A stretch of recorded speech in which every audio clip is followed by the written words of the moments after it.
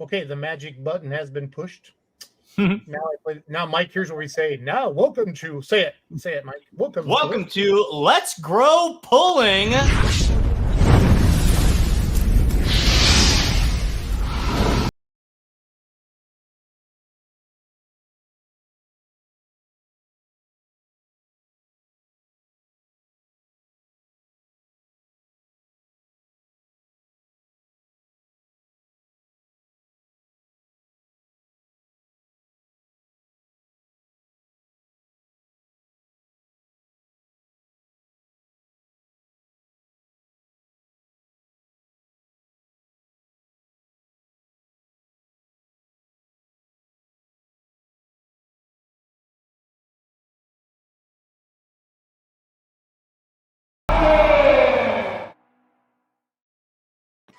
Happy solar eclipse day, everybody. So hopefully everybody's doing well. Welcome to Let's Grow Pulling. My name is Jason Schultz with the Beer Money Pulling Team, joined by Mike Idle. He's a substitute kindergarten teacher out of the great state of Missouri. I'm just kidding. He's actually what grade do you actually teach, Mike? 6th through 10th. 6th through 10th, English of all things. English teaching and tractor pull announcing and pulling. And I just like to talk. If I can talk somewhere, I show up and talk. And we have the Cal Poly team. So excited. I'm jumping on a plane. If people don't know it, we're like the exclusive media company for MLM Motorsports. The Massetti family hired Beer Money Pulling Team. We promote all their events, and they're the only events that we promote on the West Coast. And his son Trevor goes to school at Cal Poly, and I've got to see Cal Poly Thunder, and I forget what you call the one with the Allisons, Trevor. But Mustang. It is so cool. What do you call it? Mustang Legacy. Yeah, Mustang Legacy. It is so cool to for you guys to have a team. I mean, super jealous that you guys get to do like what I love, my favorite hobby in the whole world. And you guys get to do it during school. It's pretty neat. And we're going to really dive into that tonight. But again, all eyes on this Saturday at 1 p.m. today, or 1 p.m. this Saturday, April 13th. Is it Cal Poly Stadium, guys, or what do we got going on, Trevor? No, it's actually just a random field that we turn into. Oh, that's even better. That's even better. Yeah. We call those drinking parties in Wisconsin, Trevor, just random fields and stuff like that. So why don't we go? Trevor, why don't you introduce everybody? I'm sorry, the rest of you Cal Poly kids. I've known Trevor for a couple of years now, and I just, hey, buddy, how's it going? So I drank at his house before and pet his 17 dogs and seen his cows and his goats and everything. So, and I'm sure all of you guys have been to the Massetti Ranch as well, and pretty cool there. But yeah, if everybody could kind of introduce themselves, step up to the camera and wave. And I want to know where you're from, what you're majoring in, and one embarrassing thing about Trevor Massetti for me. All right. So everybody step on up. So. All right. Well, I'll go first. Okay. I am from Madera, California, home of the Golden State Invitational, obviously. Well, good job, Trevor. Well plugged. Well plugged. I go to Cal Poly for ag engineering, and I'm a third year here at Cal Poly. And one embarrassing thing about Trevor is that I've been working on Poly Thunder for the last week and still have not got it running yet. So no, I saw. Is it System 1 or somebody had a post about some new? What did you guys get? Some new parts on that tractor? Yeah, the whole everything is fresh this year. Okay. So we got some new MSD mags from System 1. Brent Sullivan did all the engine work on it. So like it's gonna run like the Italian Stallion now. Damn right it is. Yeah, buddy. Yeah. So, anyways, yeah, everything's fresh, but we had to redo some wiring, and that's been kicking our tail this week. So, is it getting better or not really? So yeah, actually, as soon as we got the wiring done, I was just gonna start it like 30 minutes before we got on here, and we put fuel in it, and a bunch of lines started leaking, or actually the fuel shut-off started leaking. So we got to go get O-rings tomorrow, and we'll start it tomorrow, hopefully. So who's going to win tonight, Connecticut or Purdue? Who do you got, Trevor? I think I have Purdue. Okay, Purdue. I don't know. But you'll get Poly Thunder running? Yeah, tomorrow, hopefully. Nice. When you guys start it, try to go live on your Facebook page. That's good promo, okay? Gotcha. Yeah. I've been trying to – you guys do an awesome job on Instagram, but Facebook, I'm going to slap all of you when I see you. I know you're young, But like, just need to like comment and like. And I yelled at your dad last night, Trevor. I'm like, tell those guys to do it. So no, it's all good. You've been doing a much better job. Hey, Facebook, that's a sign of our age, Jason. All my middle schoolers tell me Facebook is for the boomers. That's for the old crowd. If you're not on Instagram and I don't know somewhere else, then you're not doing it. So and they're not wrong. Old crowd. That's why you gotta advertise on all of it. You know, the Cal Poly kids. They're doing a good job on all of it, but they only interact with the Instagram page, and I want them to interact with Facebook too. And then seriously, social media tip of the day: when you interact with something, that's going to show it to your local people, and that's what we want. We want more people in the stands, out in this random field that we're going to have a tractor pull at this Saturday at the Cal Poly. San Luis Obispo. I've been working on that, Trevor, by the way. I could never say that before. All right, who's next? Come on in. Who's the short kid in the back? Come on up, short kid. I'm Jonathan Evans. I'm a first year at Cal Poly Ag Systems Management major and from Lafayette, California. And I don't have an embarrassing fact about Trevor Massetti, but I'm sure by next year I will. So stay tuned. Okay, who's going to win, Purdue or Connecticut? I got to go Purdue too. Purdue too. All right. Sounds good. All right, tall kid with the sunglasses in the middle. Step right up. My name is John Sullivan. I'm from Gilroy, California, and I'm a first-year plant science major at Cal Poly. Embarrassing fact about Trevor is this is only embarrassing towards him, not really towards anybody else. Yeah, like this is your chance to throw Trevor under the bus because I know he's like the captain, like and stuff. I kicked Trevor's ass at poker one night, and Yes. I'll never let him live it down. Like, did you take some money from him? Oh, yeah, I took it all. I took it all. Everything. Like how much? The whole thing. Everything was mine. Trevor had nothing. We All were the playing for money monies. that night, luckily. Yeah. But what happened was we were playing poker, and John got gifted because somebody else was just done playing, so they gave all of their money to John, and I became John's financial advisor. I played almost every single hand by John because he showed me his cards every time, so then I would play it for him, and then all of a sudden it was just he and I. So then he goes, "Oh, screw you, Trevor! I'm on my own now." And then he had somebody else help him, and they ended up beating me because he had all the money in the first place. Sounds like John needs to get taught a lesson, Trevor. I'll take care of you Friday, John. Okay, you better watch yourself, buddy. You better watch yourself. All right, pretty young lady, step on up. Hi there. I'm Bree, and I'm from Oakland, California. I'm a brand Oakland, like where the A's are. Yep. Well, Is that for one more year? yeah. This is that like last year. is that like West Side Blood and Crips, like from the movies, like in the 90s? Is it? So I'm told. I'm not really associated with that. Okay, cool. Just checking. I'm also a brain major, and something about Trevor. Ooh. You can make stuff up too. Like we're not going to fact check it. Nobody would know. I think the thing that tractor pull. I don't know. There was something in the group chat. You got the forklift stuck at the softball fields. Oh shit. Oh, Trevor, slide on up. Tell me more about this friend. Well, I hope your Uncle Kevin's watching tonight too. So we got like this random field. We turn it up by bringing 300 feet of bleachers on each side, and we have bleachers that are stored up at softball field. So we went to go retrieve them, and there's a little like 2-foot section of grass that I drove the forklift onto, and I was like, oh, perfect. I can just pick them up from the side right here. As soon as I picked up the bleacher, the forklift sank into the grass. So I set it back down real quick and tried to get out, and it was bad. So we had to pull it out, but we did get it out. I love it. That's a good one. Thank you for bringing that up. It's important to me. All right, kid in the yellow shirt. Talk to me, kid.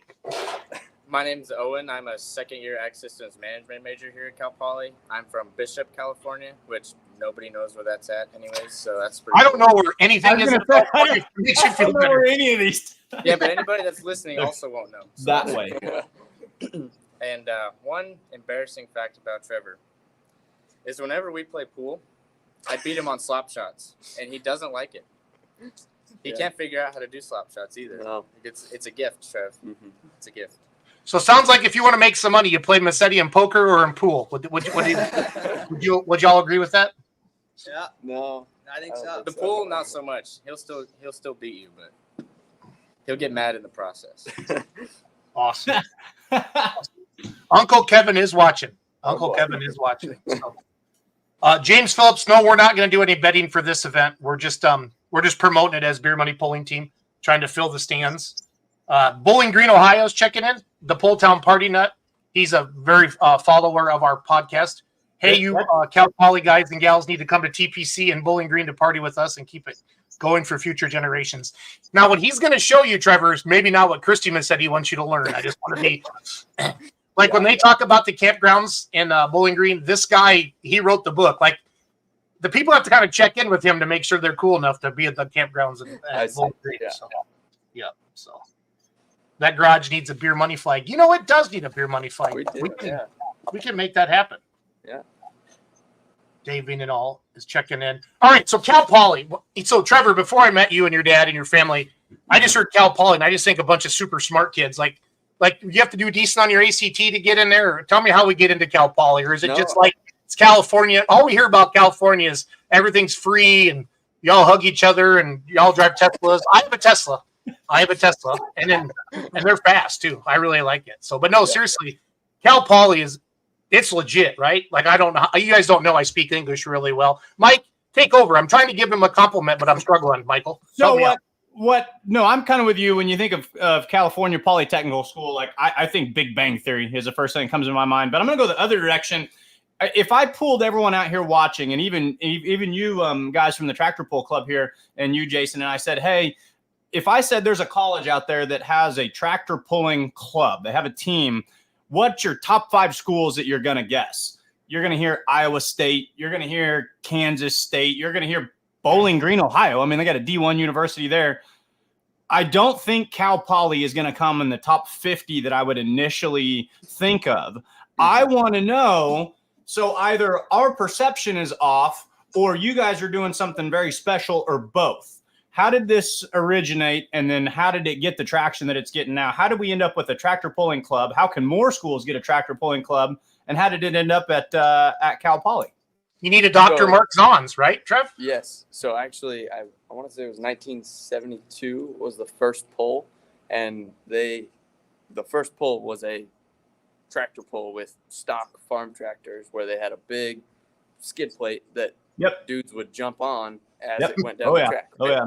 And so I think that is kind of actually where pulling started on the West Coast. It had been going on in the Midwest on the east side of the United States, but that, from what I've heard, is where it started, was here at Cal Poly. And then, it slowly evolved. And then I think in 1999, a couple of kids approached Mark Zahns in the senior design class that he taught. And they said, hey, Dr. Zahns, we want to build a pulling tractor, like a real one. And he goes, oh, okay. And he kind of laughed it off, whatever. And then he said, okay, well, if you can come up with the fund and the sponsors to be able to do that, then we'll do it. And they, he thought that would be the end of it. He'd never hear again, and it would be over. Then they came back a couple days later, and one of the kids said, hey, I got one sponsor and we don't need any more. It's everything's paid for. And he goes, what do you mean? And apparently, I think Miles Anderson was his name, and Anderson Logging was their company. And his dad said, yeah, he would sponsor the whole thing. So that's when they built the first tractor with the V12 in it.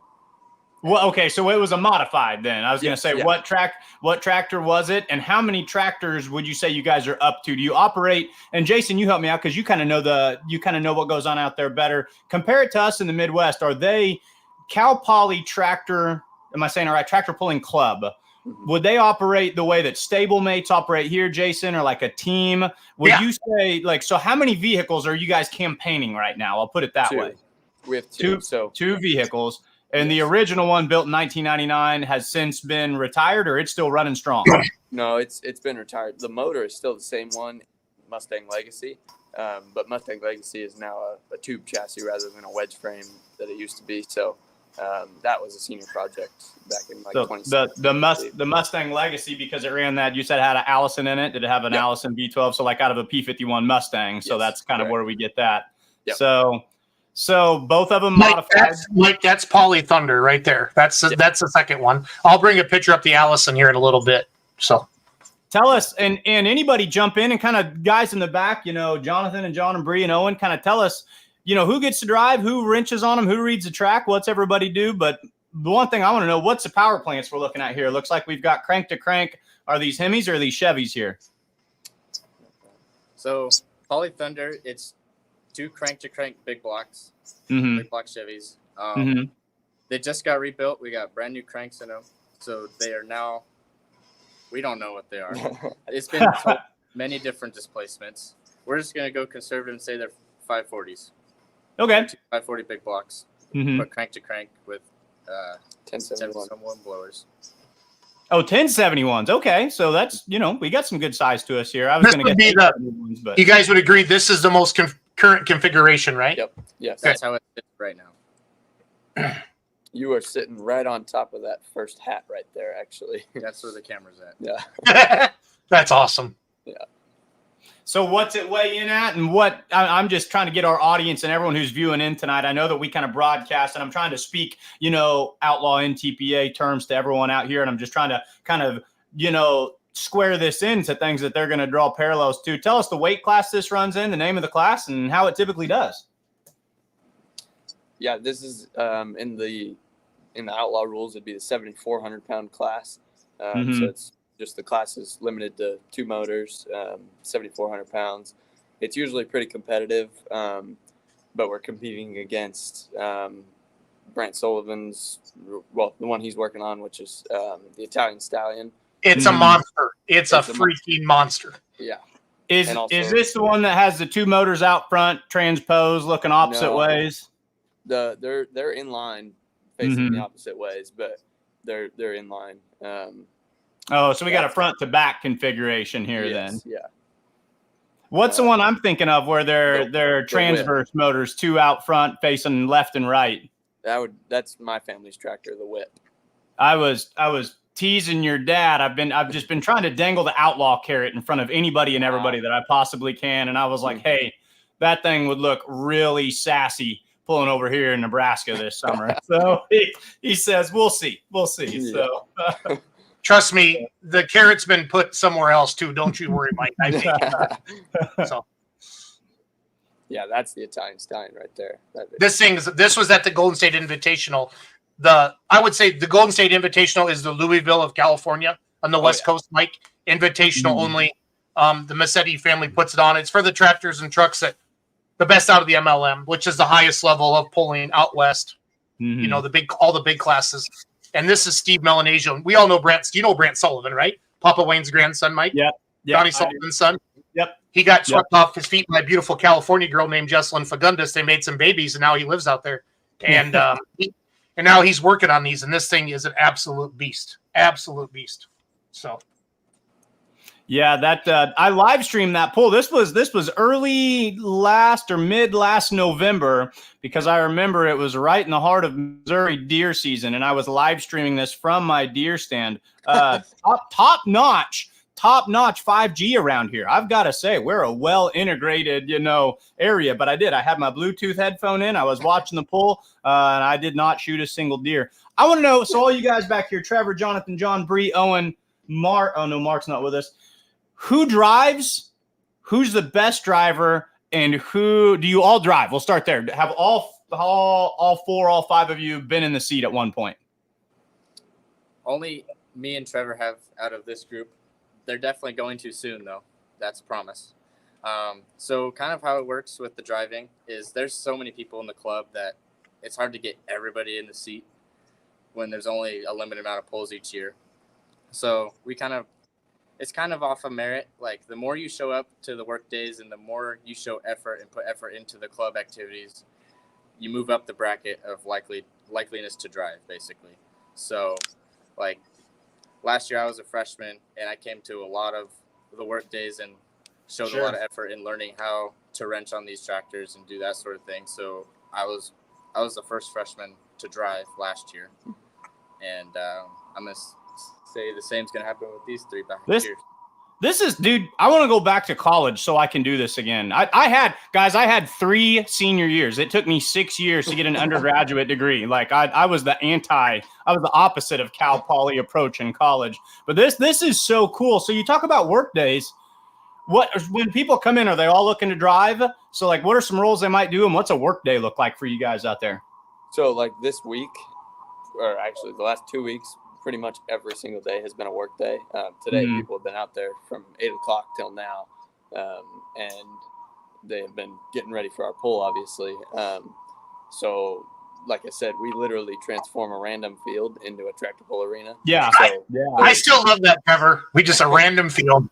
Yeah, I love it. There is no shortage of work. But Trevor, didn't it used to be like in a rodeo stadium, and then like I feel like it got moved somewhere like the last couple of years, like because of the rain? Like last year, I feel like it was supposed to be on Saturday, and you guys did it on Sunday. Or can you talk about that a little bit?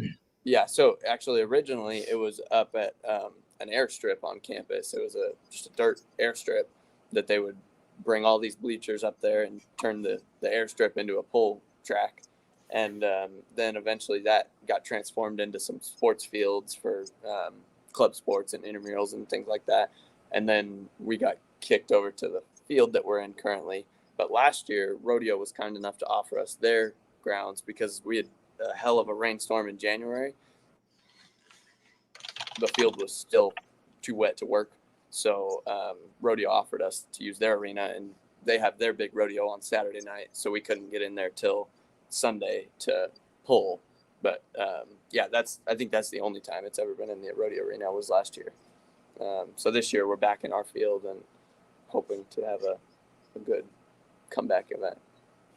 So will this be the first year hosting it at the current venue that we'll call it the field? That's going to be something that's going to take a name. If this goes off well, you'll be like, hey, we pulled the field. No, is this the first time doing it there? No. So it started in the airfield and moved over to this field probably at least 10 years ago. Yeah. Okay, so this is kind of known by people. This is where the pull happens, but it's not. It sounds like you don't have a pre-created infrastructure. You don't have grandstands there. You don't have. You've got to haul your bleachers in and make it work. So let's go back to that track then. And you guys, you're right, because Tractor Pull Club. My first thought was, okay, you have 2 tractors. You're wrenching on the tractors. You're driving the tractors. You're building pulling basically, from the ground up.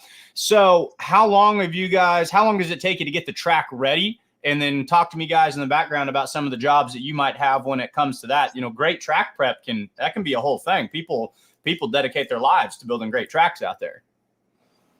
Yeah. So normally the way we operate is like we come back right after Easter because that's our spring break.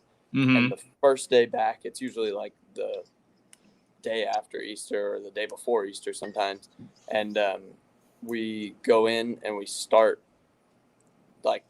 basically build the whole thing, the whole field from the ground up. So we start at 7 a.m., do all the bleachers, there's a lot more safety regulations too, because we're on California campus and stuff.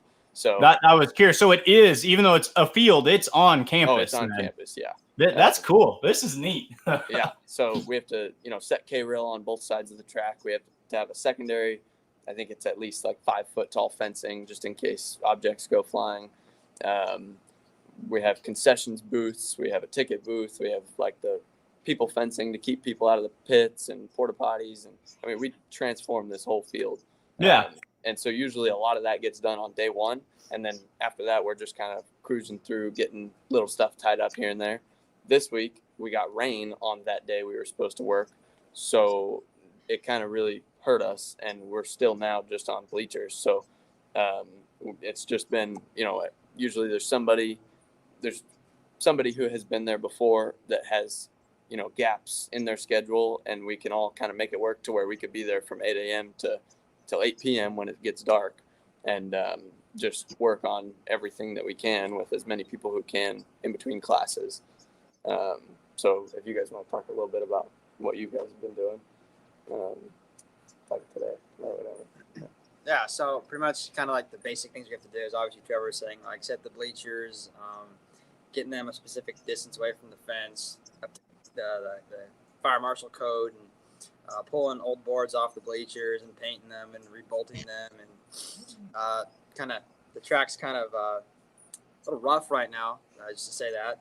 So they're disking that up, they have to roll it, and then bolting the bleachers together, and just kind of the first steps of a journey this week. So I want to know how and this is just pure fan curiosity here, because I've my only experience with watching pulling out west would be the Golden State Invitational that I watched on live stream last year, and live stream is phenomenal. But it's still, you can't feel it, smell it, everything. It doesn't give you that full-fledged experience the way that you do when you're in the Midwest, when you're out west watching it live. What's California dirt like compared to, and Jason, you've been on both. What's California dirt like compared to Midwestern dirt? And do you guys try to bring in, I don't know if you have clay, if you have sand, I don't know what your soil composition's like, but do you try to bring in a lot of clay and build a tight, tacky track, or do you kind of just run with what the field gives you, and that's a part of what you guys pull with out there? Yeah, I would say our tracks like across California are a wide variety. We go from a rodeo arena that's straight sand to this field, which is, we don't bring in anything. It's just what's there. And it is like very, very clay, like too much clay to where you can't even roll it because it turns into concrete. Yeah. It's kind of a, it's cool because then we got to figure out how to set up the tractor for each. Well, that's what I was just thinking. And that's something that, can be embraced if done properly in a pulling league out there, is highlighting the different challenges that come with each track. And that just shows how much, your really good teams are going to rise by the end of the year because they understand how to make those adjustments and modifications and whatnot. So you guys, what is it? Jonathan, John, and Bree, you haven't driven. I want to hear from you three standing there in the back. What do you do? So you're not driving. I mean, are you getting your hands dirty? Are you wrenching? Are you going out and getting sponsors? Are you helping move bleachers? What does everyone feel that their biggest role is in their thing out there? And, it's just like Beer Money Pulling Team. I'm not going to jump on the Remedy anytime. I won't even say anytime soon. I'm going to say anytime ever. Yeah, you're very accurate. You're very accurate. You're going to pay your lane on that. So it's not, everyone knows what their role is and what they bring to the table. So talk to me about what you enjoy about being in the club. Put it that way. So yeah, I mean, we kind of get to do it all. Trevor lets us do pretty much whatever and anything we can, regardless of can't do. He lets us wrench in the tractors, teaches us. We each kind of have our own role in terms of like Bree over here does advertising and getting all the sponsors ready and the banners and whatnot. And I have trackside, just a bunch of equipment, K-rail, fire extinguishers. Jonathan just kind of helps around too. Anything that needs to be done, we all kind of pitch in wherever and whenever people need help. What's your goals in the pulling world over the next 5 years and then on beyond that? I mean, does everyone here want to own their own vehicle, or does, one of you guys want to announce, or tell me what you guys are hoping to do in the future, and where you see yourselves in this awesome sport?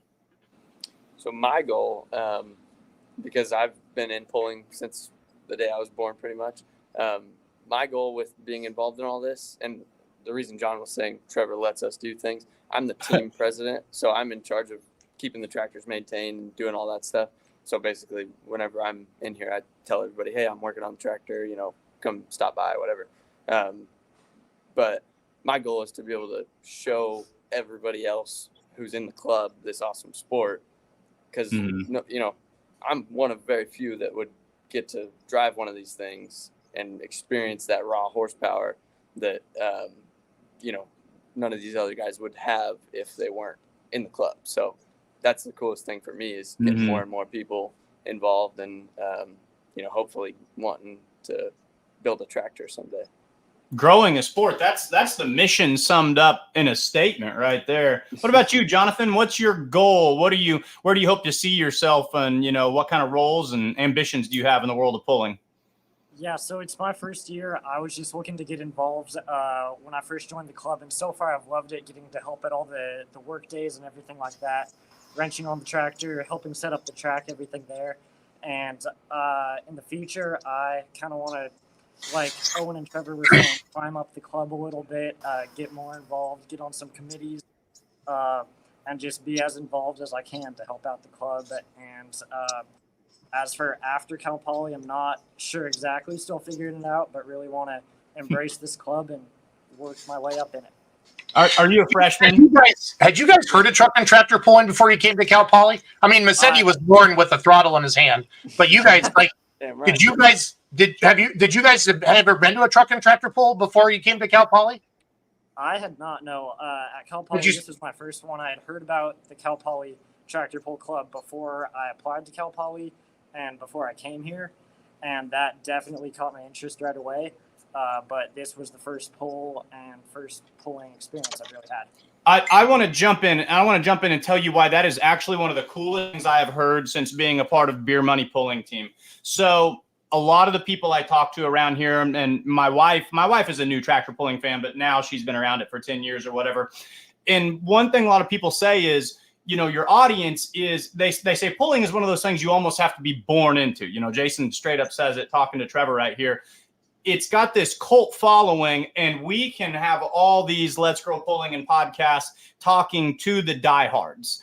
But the real goal, I think, is to start broadcasting it to new people, to new audiences. So to see the three of you who are like, hey, no, we didn't grow up going to 15 pulls a summer at every single county fair with our dad. You know, this was a fresh experience, and we're having a great experience with it. That's what those of us who did grow up with it always felt to us. So to see that start spreading that way, that's as good of news and as good of an indicator for the future of pulling that I've heard in a long time. So I tip my cap to you guys. That's awesome. So what about you, John, in the middle? Where do you see yourself going? What are your pulling goals in the next 5 to 10 years? He looks like a pro stock driver, Jason. He's going to build a pro stock. I'm calling it right now. He's got the big, he can spend $500,000 on a new pro. He looks like a pro stock driver. Kind of like Jonathan, work my way up through the club and hopefully get as far as I can. Just anything and everything what I can do to help. And yeah, maybe after Cal Poly, stay in it and see where it goes from there. I love it, man. I love it. Bree, what's on your agenda for your future goals in the world of truck and tractor pulling? Hey, real quick, you guys. Sorry, Bree. I'm showing some videos. Is this where we're going to be this Saturday? Is this the random field or is this the rodeo? No, that's the random field. Wow, you guys do a hell of a job for setting up a random field. Yeah. That's the prettiest pulling backdrop I've legitimately probably ever seen. We might get a lot of pulls here, but we don't have mountains behind them. All right, sorry, Bree. No problem. So, I mean, coming from Oakland, I had never really seen a tractor pull before, but it was the first thing I saw that really caught my eye when I was touring here first. And I actually took a picture when I was touring, and Trevor's in it, which was pretty funny. Yeah, I guess just climbing my way up, seeing different chair positions and seeing where it takes. What was your first impression? So you go on a campus visit, you've never seen a tractor pull before in your life. You're just thinking, getting through the day, college experience. Was your first impression, holy crap, this is really loud, or holy crap, this is freaking awesome? Freaking awesome. Yeah, because I saw both of them sitting here and then all the guys working on it. It was pretty cool. What about the rest of you guys back there? Jonathan, what was I'm assuming you didn't see a lot of them either. What was your first impression first time you saw a truck and tractor pull? Yeah, really similar. I'd say the first time I saw these was open house last year, touring as a freshman when I was pretty committed. Yeah, I was committed to Cal Poly by then, but I knew from open house going forward that I wanted to join the club, and just seeing, I think they started it up at open house, and just seeing and hearing the 3,000 horsepower straight out of the headers, that caught my attention. Dude, that is well described. I mean, that is a picture put into words. Jason, what would you have done if you were going on your college visit and you like bumped into a tractor pull on the campus put on by the college? Can you imagine what that would do like to people around here? Oh yeah, I don't know. It's so cool, and then it's been fun too because since we've had Cal Poly on a year ago, or Trevor, is this your second or third year being on the podcast? I can't remember. Second year. So there were some other schools that have teams. I don't know if anybody has two modifieds like the Cal Poly guys do and gals, but I think it's been fun because I've had more people come up to me at Louisville, I think it's ABACE out of Tennessee or Kentucky. the great Donnie Reeves. Let's just take a moment of silence and give Donnie Reeves a round of applause. He's drinking out of his red Solo cup, working on one of his 7 pulling trucks that he's bringing down to Cal Poly this weekend. Yeah, so Donnie, I will be in the house. I will be in Cal Poly, and I am pumped for this weekend there. So what happens to the tractor after a year of pulling? Do they sell it, tear it down, and start over? Can you guys talk about the process? That's a good question. Yeah, so actually these tractors, the one that you're sitting on right now, Poly Thunder, was donated to us, like the whole tractor was, I believe, in like 2005. 2005. And it came out of Colorado. It used to be called Rocky Mountain Thunder. But anyways, basically we just maintain it now and make improvements to it. Mustang Legacy, obviously we retired the old frame. It was a senior project in 2015 or 16. And so now our job is just to keep it running. And like last year, we put a Holley data logger on it. So it's got a nice big digital dash now. And that we basically just make improvements to them. We don't start fresh. Yeah. So the more I hear you guys talk, like I think what I'm coming to understand is, and I think Midwesterners around here who watch pulling the way that we watch pulling, is think of it as, this is the team, this is the private owners or whatever. But instead of it being owned by, RJ and Brandon Simon or, Mike Connie and Julia Ray or whatever, it is, held together by a collegiate club. And then you guys as a club campaign it. And I'm assuming this is where I haven't asked this question yet. You'll campaign it as a club in MLM Motorsports or other organizations on the West Coast throughout the summertime. Yeah. And then so as you guys graduate out, what happens after you graduate? You can't come back and work on it anymore, or can you come back and let an alumni drive? How does that work? I haven't figured that one out yet. I don't know. Usually you're pretty much gone once you're graduated because you're just not around anymore. Sure. Right. We do actually, there's a lot of polls that you'll get graduates from, 5 years ago that come and show up to the polls and, find us with the tractor and they're like, hey, I used to work on this thing. And we're like, right. No way.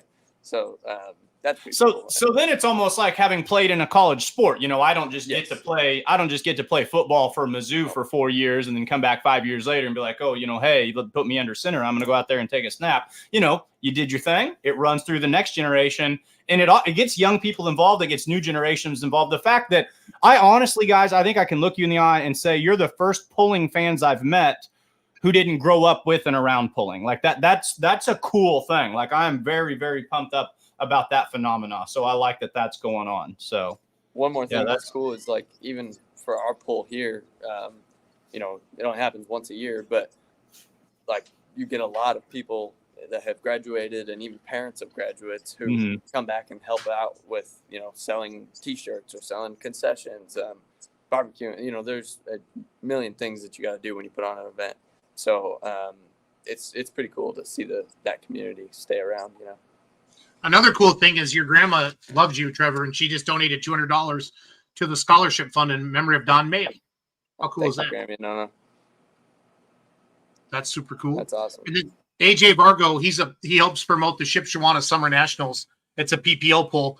June, I think 14th and 15th. AJ, correct me if I'm wrong. We're working with him to promote it, but he says, pulling fever, love seeing this younger generation stepping up and wanting to grow the sport. Stick with it. It's a lot of work putting on a pull and building a rig, but so worth it. Stick with it. And that's one thing I say all the time, you guys. And I love listening to your story. And again, I know a little bit more behind the scenes that what you guys do, but the way you rally, like one of you's in charge of advertising, one of you's in charge of this. I think every puller should promote a pull once because it's and it's not to be like, ha, it's super hard, but ha, man, when you really realize all the stuff that goes into it, it's hard just to be a puller. Okay. But being a promoter, I mean, there are so many little things that you don't think of until the day of, unfortunately. And June 14th and 15th, I always butcher that. Sorry, AJ. We got so many different pulls going on, but that's in Shipshewana. That's the home of the Midwest Winter Nationals indoors. And they build a track outside with, I believe, with some of the same dirt, you guys. And they put it outside, and they're having a big pull with the truck show and stuff like that. And AJ's part of the planning committee that's putting that on June 14th and 15th in Shipshewana. So good to see there. Let's see here. I'm just trying to go through all the comments. So what happens to the tractor? It kind of stays in the family. Here we go. A lot of people are jumping in late, guys. But Kim Sullivan says, do the youth from Cal Poly drive the tractors? I know we talked about it earlier, but if one of you could. Yeah.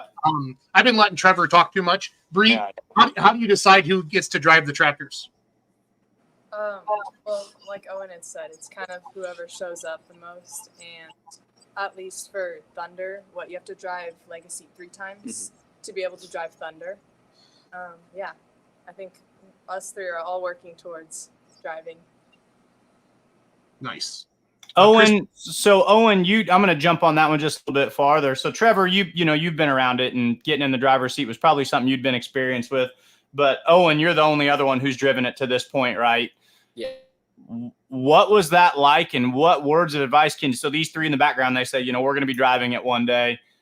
What's it like to just hop into a 3,000 horsepower modified as a college, club member? Is your heart beating out of your chest, or how do you prepare each other to feel ready to do that? Well, you can say as much as you want you can give them as much direction as you want. They're not going to do what you say the first time.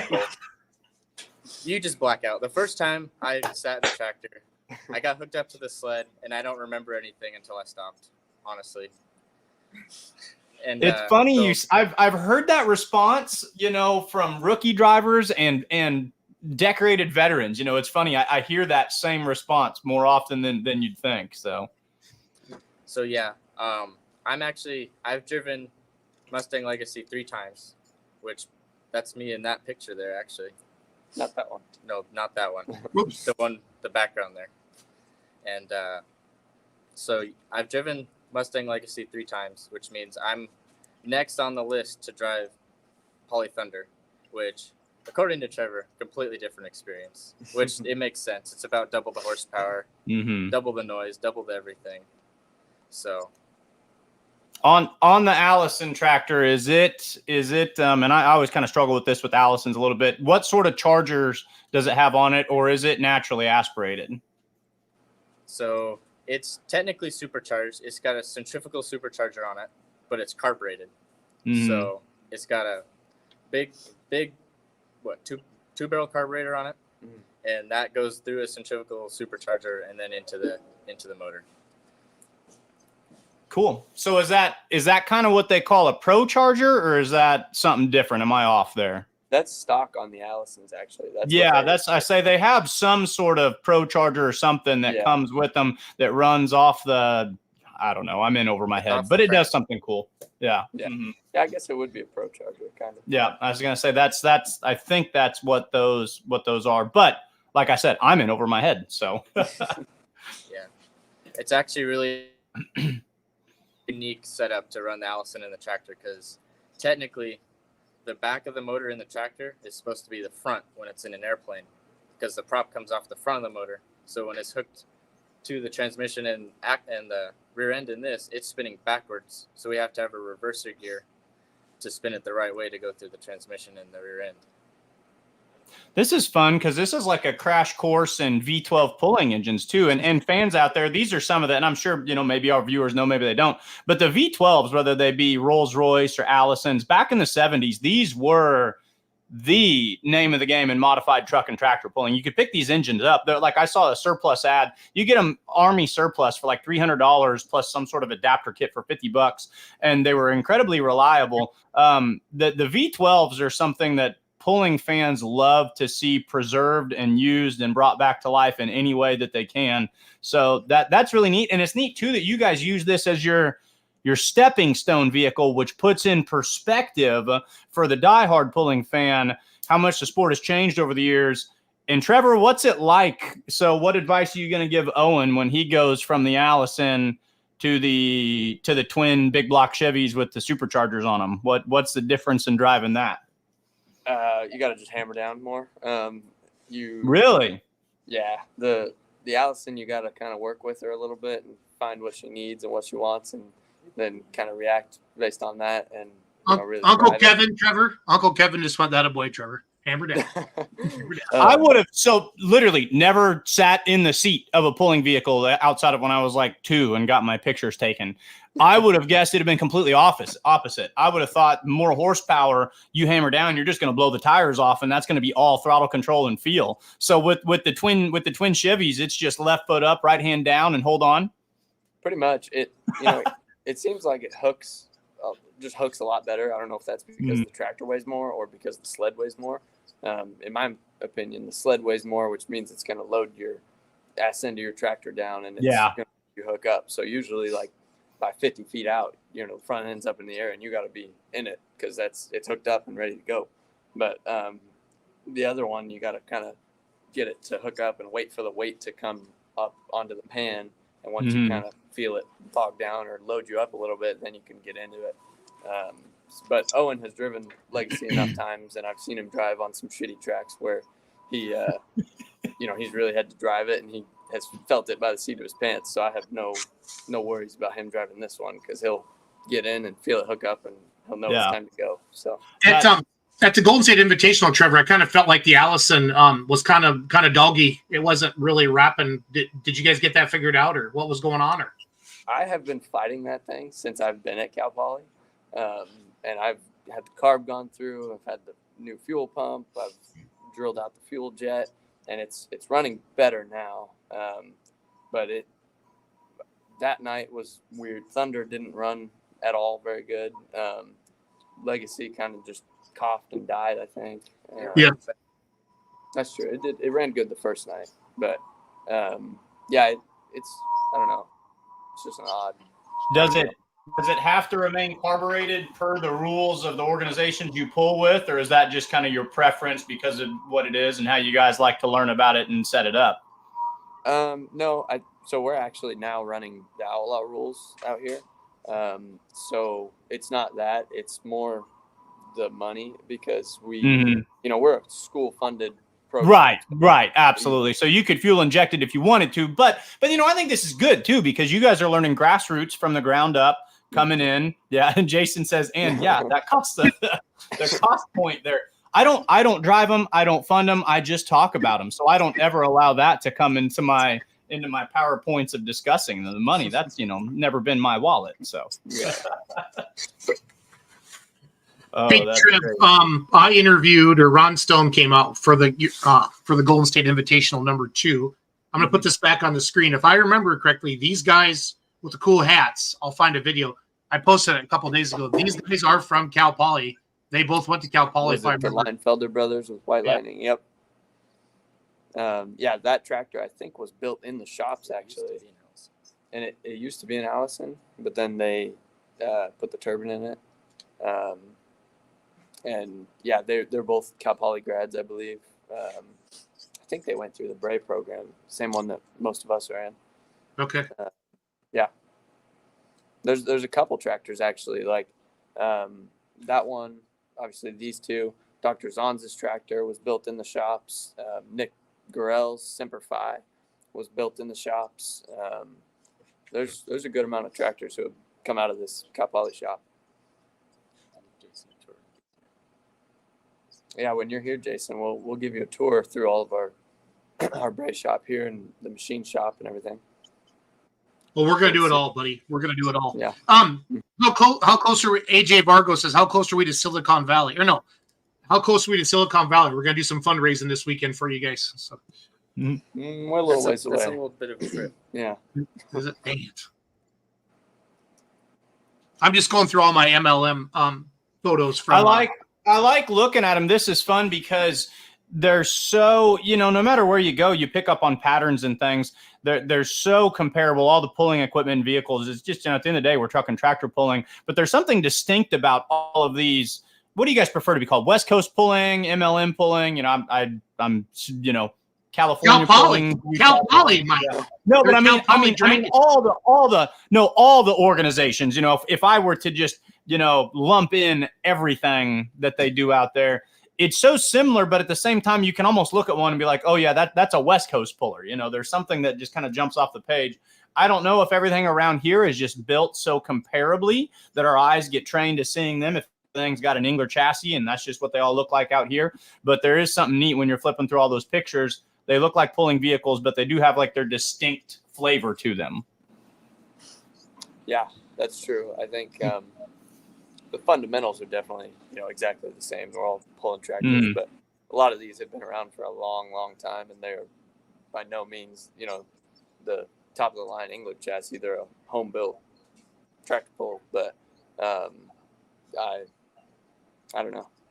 I think that's what I like most about them. I think the more I look at them, and I think you're right, that's the element of this almost nostalgic, built not, I don't want to say built not bought. That phrase gets thrown around just so much in all motorsports, and I try to avoid it. But yeah, you can just kind of tell that it's just created. I'll put it that way. So for sure. Yeah, I dig it. I'm just flipping through a bunch of random photos, Trevor and guys, and Bree. If you guys want me to stop on anything and talk about something, let me know. So sometimes me and Jason struggle with time. So 1 p.m. is local California. Your pull starts at 1 p.m., but Correct. That would be, so that's going to be 3 o'clock Midwestern time, 4 o'clock east of the river time. So for anyone out there, is there any sort of live stream, Jason, or is this? No, I'm going to hit it. I'm going to hit it a little bit on MLM. I'm going to hit a little bit on MLM Motorsports, Beer Money, and Cal Poly. I'll be doing that throughout, just to get it. But if the stands are full, I might do a little more live streaming. But I don't want anybody sitting home and not watch it. You know how I feel about all that stuff. But also, I want to respect everything that's going on out there. What kind of attendance, Cal Poly Club, do you think we'll see this weekend? Like, what's your biggest crowd ever? Is this in it? And I didn't mean to ask this all night. Is this kind of part of open house? Did one of you mention that earlier? Yeah, I think Bree said that. I can talk about it a little bit. Go ahead. So this weekend is Cal Poly's open house weekend, which is when pretty much all of the accepted students that can come will come, and they get to tour the school, tour their department, see what the school's all about. There's a big rodeo. There's a tractor pull, of course, which is honestly sweet because you can hear the pull all the way across campus. Yes. So even if it's not directly advertised, they hear it and they come gravitating towards it. So see, that's what Bree heard last year when she on her tour, right? Yeah. Isn't that what she said earlier? No, she was touring like the shops, and she saw. Oh, gotcha. Jonathan saw it. Yeah. So do the rodeo guys then, do you guys get along really well with them, or are they frustrated because, their horses don't make as much noise and so everyone comes over and watches your pull and goes right past the rodeo? Or being agriculturally related individuals, are you guys all, best pals? We work pretty closely with rodeo. Good. Like we lend equipment to each other and all that kind of stuff. The rodeo actually starts not till like 6 p.m. on Saturday, so we're all done by the time they get going. Sometimes they have some like qualifying stuff, so the actual like Cal Poly rodeo kids don't get to come watch all the time, but usually it doesn't. The fans aren't gonna. This is the most like northern Missouri county fair thing that I've ever heard, and of all the places, it's at California Polytechnical Institute. Like this is awesome. Like you roll the whole county fair up into one day and call it open house. That's awesome. Yeah, pretty much. That's awesome. Hey, Cal Poly, what's it like being the coolest kids on campus? Like, do a lot of people ask you for autographs after you've driven the tractors and stuff like that? Or I mean, it's pretty cool towing bleachers through campus as well. I mean, especially when you get to ride on top of the bleachers as a counterweight across campus. It's pretty fun to wave at people. Yeah, that's some good. Yeah, Bree, I don't know if we should be talking about that on as long as nothing happens, I guess it's all good to go. So, no, that's awesome. Certified forklift operator. Okay, so everybody relax about the forecast. It's frickin' Monday. It changes 17 times. I know yesterday was beautiful. Now today they threw some rain in there. So, but you can't pull when it's raining. I'll answer that question for everybody. But I promise you, if we get a little bit of a shower, we'll let it stop and then we'll get the track ready and we're going to go pulling. So if you're planning on coming out, come on out. It's going to be a good time. Who can answer the question? What classes do we have this Saturday? And then we got to do some promoter stuff a little bit too. admission to get in? And I obviously have some stuff I've been posting on your all's Facebook a little bit. Who can talk about the classes and kind of how the classes are set? So we have like all of the major classes, the pro modifieds, all the modified tractor classes, even up to the 8,000 pounds, 4-engine tractors. We have the limited pro stock diesels, some super farms probably will be there. Yeah, I think Chip and Airy, Yeah. Tim or Brett, they'd mentioned they're coming down. So Yep, I think so. And then usually we even have all the way down to like 4,500 pound super stock trucks. Basically anything that we would usually pull on the West Coast at a normal event, besides like we're not going to have any stock diesels or stock trucks like that because we don't got to have like all the driveline loops and that kind of stuff. But it's pretty much a full-blown pull for any class besides the stock ones. now, do you guys tech it, or does MLM tech it, or how does all that work, Trev? We tech it all. You do. Okay, awesome. Yeah, so this is not a points hook for any organization. This is a day hook cash purse. It's a points hook for our Pacific Tractor Pullers Association. Just the modified tractors. But I don't think it's a points pull for anybody else. Okay. So it's like a co-sanction almost. I've never heard of what do you call it? Pacific what? Pacific Tractor Pullers Association. Is there a Facebook page? I don't know. It's kind of, I think a long time ago, it used to be Cal Poly was actually a sled team, and they would go put on all these events, and like they were the ones doing everything with the fairs, and they were the promoters. And then the Pacific Tractor Pullers Association was created because they realized that was a little too much for Cal Poly kids to be able to, oh, there it is, to be able to do all at once. So a bunch of the tractor guys kind of took it over, and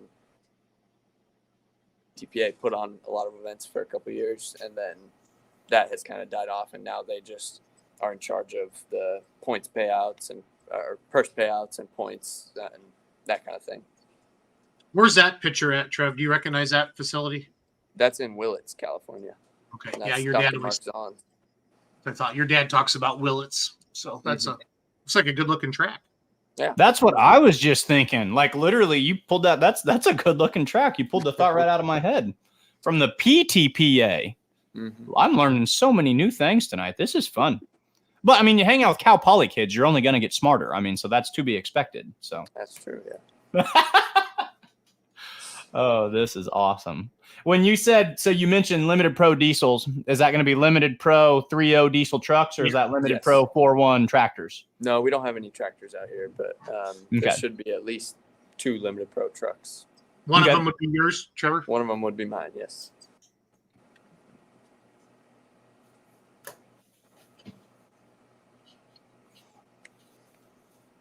I'm going to pull up some video. You guys keep yakking. Sorry, Mike. Yeah, no, you're good. I was just sitting there. I was caught off in La La Land. My buddy Jason Wayman always told me, he said he's got a 3.0 diesel truck, and he always said, man, if there's a tractor pull and I've heard of it, he goes, I'll be there. And I was like, we might have to see if he's up for the challenge to driving all the way to California, but there might be limitations to all things out there. So what has been, on top of being people who are actively involved in the sport, would each of you guys list yourself as fans? And if so, just as a fan, what's your favorite aspect? Do you have, teams and drivers outside of yourself that you really like to watch? Do you have other classes that you really like to watch? Do you just love being at the pulls? As a fan, what are your favorite parts about truck and tractor pulling beyond just what the club does and competing with you guys? Well, to me, it gives a very unique opportunity for people that even if you were in pulling, like you were interested in pulling, you can only watch from the grandstands. Whereas if you're in the club and you go to the pulls with the club, you get to be in the pits and you get to go talk to everybody else. You get to make new friends. And it's honestly a completely different perspective to watch things from the pits and be able to help get the tractor ready to go out on the track. What are some of your favorite classes you guys like watching outside of the light modifieds or the 7,400 pound modifieds? I love truck. One of my favorites. Say it again. You cut out on us. Your internet locked up a little bit. Oh, I love watching Trevor pull is all smoked out. It's one of my favorites to watch. Your 3.0 diesel truck. Yes. Yep. What about you? I can go next. Hey, I'm Andrew. I just joined. I was over there, but I'm here now. My favorite part is getting Andrew, if you're just walking in, I need to know we know your name. Where are you from? What are you going to be when you grow up? And we need a Trevor Massetti embarrassing moment. If you don't have anything, I love his intro though. I love his intro. My name's Andrew. I was over there. Now I'm over here. I am using that 100%. Like, hey man, they're here. That's cool. He should have said, "Hi, I'm Andrew. I'm here, but I'm not all there." And I'd be like, "All right, my guy." That's not far off. Oh man. I grew up in San Luis. I came to Cal St. Poly. Louis, Missouri. That's what I heard too. St. Louis, Missouri. No, SAN. San Luis just Obispo. San Luis here. Son. Oh, I got so excited for a little bit. I didn't get you going like that. No. Yeah. I went to high school about 3 miles away, and I came across the street to college, which is Wow. and then I joined the team. I guess my sophomore year, I started living with Trevor, so I got some stories. I'll tell you what. Broadcast them to the internet. Nobody's watching. Nobody's watching tonight. Just tell us everything. Tell us everything. No, when I grow up, I want to go into fire. I want to be a firefighter and probably stay involved with pulling. I think it's rad. But Rad. my favorite part of it. Nope, he's not from St. Louis. He's from San Luis. That's San Luis. Yeah. Welcome to the San Luis Obispo. My name is Andrew. And pulling is I'm replacing green flags and tight chains with pulling is rad. That's my new sign off. Okay. Yeah, so we have officially flipped into Beer Money After Dark. The first hour we try to be professional. Now it's whatever happens. Banana round. Pull up a chair, kids. It's about to get real. Party advocate. Why is your name different Say again? that. This is about the 7th different name I've seen you comment under. Do you try to keep it anonymous? We're now on to Pulltown Party Advocate. The feds follow his YouTube channel, so he's just keeping up. I was gonna say, but usually we can figure it out. But we've moved on from BG Party Guy to Pulltown Party Advocate. So this is going to be a T-shirt, and I'm not joking. Pulling is red. I'm right. With Andrew, Andrew from San Luis says pulling is rad. There's actually one of the pictures that you were flashing up earlier is Andrew with a flag pointing at the camera. Yeah. I love that one. Yeah, it's Oh, it's a hell of a picture. I'm opposed to that one. It's been all over the internet. Yeah. Oh yeah. Yeah. Well, I'm gonna find a Trevor Massetti story up here, and I'll repeat it when I find it. But my favorite part of being on tractor pull is getting to help out at the pull. I think it's awesome. And getting to drive the equipment around and flatten out the dirt and roll it. I think it's so much fun. But above that, it's standing on the side of the track as the tractor goes down and you're 12 feet away from it. And you can feel the sound. Mm-hmm. It's unlike anything else. Andrew, please tell me that you're announcing this weekend. Please tell me you're announcing. Hey, maybe, right? No, are you who announces? I don't know. There's It's gotta be him. Andrew, you and I. I say Andrew, you and I are doing a class together. I don't care. I got to pay my way in. I will do it. Where you and I'm announcing a class with you, Andrew. So yeah, sweet. I'm just gonna say I'm with Massetti. You're good out there. It's like going to Chicago. I'm with the Massetti family. How you doing? You just Yeah, I'm doing. Oh man. Oh, cool. That's my deal. Bree, what you got? What was the question? Outside of just your roles in your work, what are the best parts? What do you like? Do you like watching other classes? Do you like running around and the camaraderie of it? Beyond just the wrenching and eventually driving and operating on your modifieds. What do you get to do behind the scenes that's most fun at a pull? What do you like as a fan? That's what it was. I had to ramble till I remembered my own question. What do you like as a fan? As Andrew said, just being 12 feet away from it as it just whizzes past your face and you feel that, it's just amazing. And then as a Cal Poly student, I love just walking by. There's the picture. I love just walking by our classrooms and just seeing these tractors sit here and just seeing everyone work on them, and it's pretty cool just having that right next to our classroom. So they're stored right here in a shop on. You guys are on campus right now. Yes. Yeah, This and the shop is tractors. very The interesting. tractors. Are you stored guys on there. a phone? Are you guys on your phone or are you on a computer? Yeah, I'm on my iPad. So I can Yeah, so do like you did last time. Michael wasn't on last year. Kind The- of show us around the shop a little bit. So it's pretty full right now, but right here is a one of the senior projects from this year. It's a sprayer trailer. What kind of pizza did you guys get I tonight? would What kind say, of pizza? you know it's a college club because they've got the takeout pizza back there. Yeah, Trevor, what kind of Oh, pizza? yeah. Yep, right there. Take out pizza. That's workday food right there. Workday Um, food. That big box right there is some kind of vertical farm. I don't know. They grow like lettuce and stuff. We usually try to start the tractor Hey, as many times. Mike, lettuce. Right, exactly. Yeah, yeah. Um, The devil's lettuce. we try to start the tractor as many times as possible whenever they have stuff planted in there because Absolutely. they took a lot of our I was spot. just thinking that like everything about this feels so like college ag tech, and then we have the pulling guys over in the corner who are Yeah. like, yeah, no, like this is. Let's see. So yeah, this is like the classroom part of the. I did not expect that. Going around the corner, I thought for sure, like, I did not expect to see. That looks like my work environment. It's very sad. Go, keep moving. There's a bunch of log splitters. That's our tool board. Mike, you have to be getting kind of jealous, geeking out in office as a teacher. I mean, I would rather be teaching in an area like that than where I teach. Boss, if you're watching, I love where I teach, but let's be real. This is we have a whole little engine dyno right here that we use. I took an engines class last quarter, and there's a John Deere cutaway tractor right there that's fully, like every part of it is split in half, so you can see how it works. Is that an old 4010 or a 3010 or what is that? I can't tell. I think it's a 3010. That's what somebody will know it and see it. So 4010.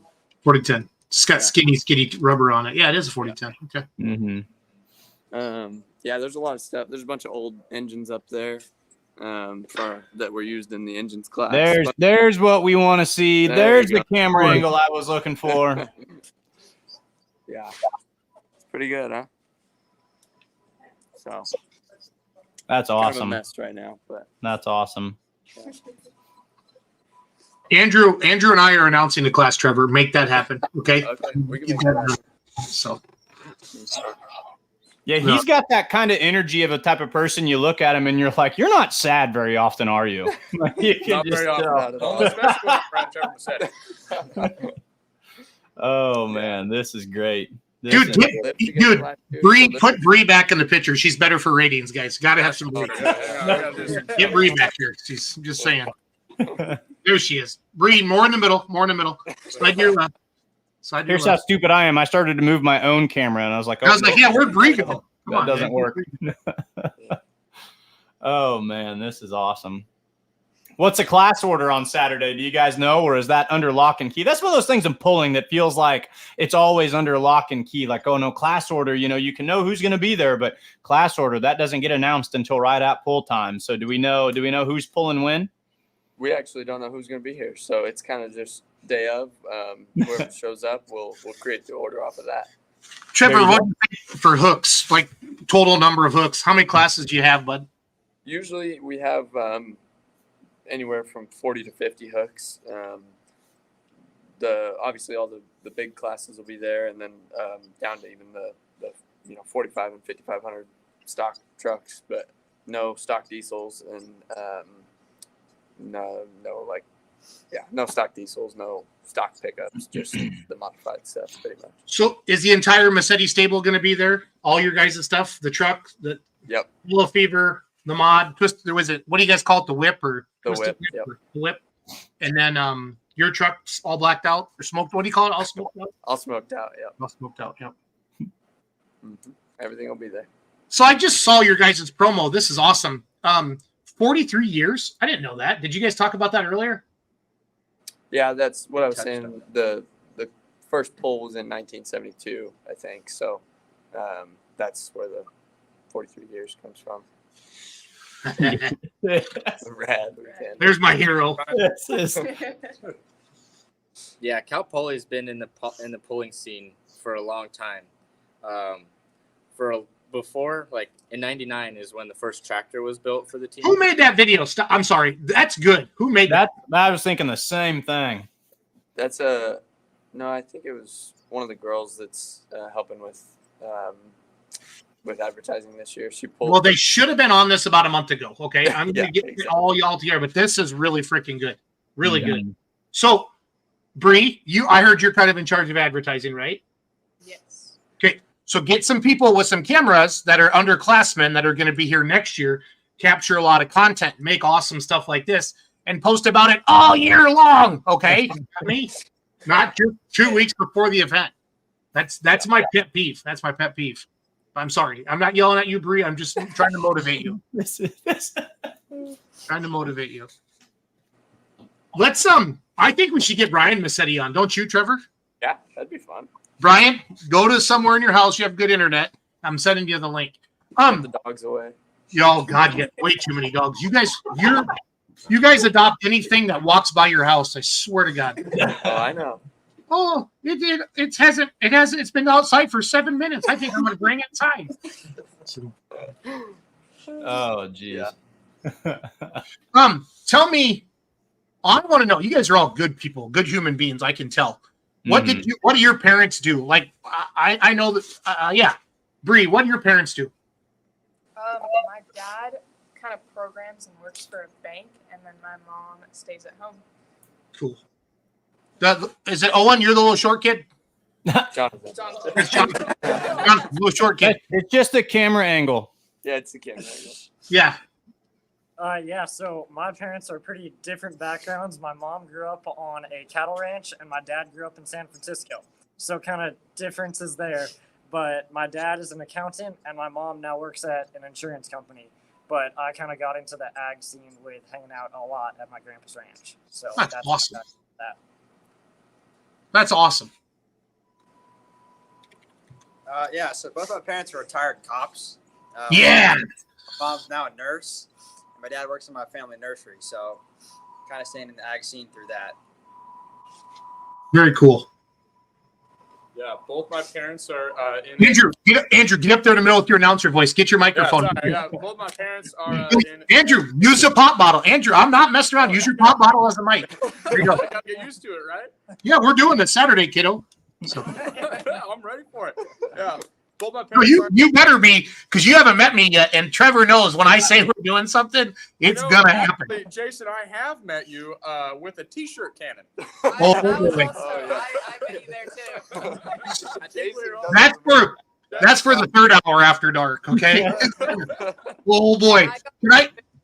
You guys, I slept for 45 minutes, Andrew, and my Uber picked me up at 3:45 a.m. to take me to the airport. And I might have thrown up a little bit outside the airport there in Fresno. And I'm gonna blame Kevin Massetti. It's all his fault. Yeah. All that whiskey. All that whiskey. Yep. I think Bree has some pretty incriminating videos. Pretty incriminating videos. Maybe we'll review this weekend. Bree, I'm looking forward to that.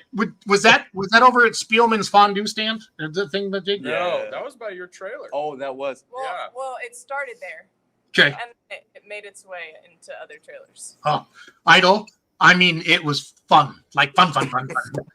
Anytime you say, "Oh, nice to meet you," and they respond with, "No, we've met before," that's always an indicator of what transpired. Oh, I was smoked. Like one of those, like you wake up in the morning, like, where's my wallet? Where's my glasses? Where's my phone? That's all you care about. Because I'm blind without my glasses, and yeah, holy crap, that was fun. My little brother had a similar experience that night, actually. Yeah. Good. They don't call it water money pulling team. That is true. That's true. Well, and I feel like, sometimes I have to kind of like, everybody hears all these stories about me, Trevor. So I feel like you guys haven't met me. I got a show. So That's true. Yeah. No, the fun that you have and the friends that you make, it's just been that's what makes pulling great. Did we get all? Sorry, we saw squirrels, and I have ADHD. Andrew, did you tell us anything, or did you not? I can't remember. Both my parents are in education. My mom's a teacher, and my dad's an administrator. Nice. Yeah. That's all you, buddy. So my parents, my mom's a teacher, and my stepdad, we grow dairy hay on a farm. so I have a big ag background. So Nice. I've been driving tractors my whole life, just not racing tractors. So Not racing tractors. Is there a difference between, so like I'm kind of as rural and small town as the next guy, like, but what, Jason, you guys have dairy cows and we have hay. Is there a difference between hay and dairy hay? So no, here's the deal. And I'll admit this. I admit this to Brian and Christy when I came out, and John Bohr and all those guys that do the West Coast. It was not the California that I expected. The only California I see in the news is San Francisco and LA. And these are our people, Mike. It's like being in the Midwest with palm trees. And I'm not joking. You would never, it wasn't anything. And again, I don't care. I don't care. It's my podcast. It wasn't like the California that I see at all. And it was, you guys, I had so much fun. It was a blast. I love going out there. I'm so pumped to go out there this weekend again. And they're very ag, very hardworking, very 40 hours a week. And, it's not, they work hard. They play hard. It's just like us. It's some middle of California. It's just like the Midwest, except there's palm trees. That's it. Well, I meant it when I said a lot more taco stands, way more taco stands. Just we could do with some more. Well, every small town's got a Mexican restaurant, and Yeah, but we'll leave that at that. That's a lot of Mexican restaurants. I had Grandpa Massetti take me to a real Mexican restaurant. Like, we were the only two people in there that were not Hispanic, and English was not even like the fourth language spoken. I just pointed at the board and then I gave him my credit card. And so that's all cool. Yeah. Do we need the t-shirt cannon? That'd be so good. That's a stupid question. That's a stupid question. Yeah, that's making an appearance. Dude, that's so fun. That was additional.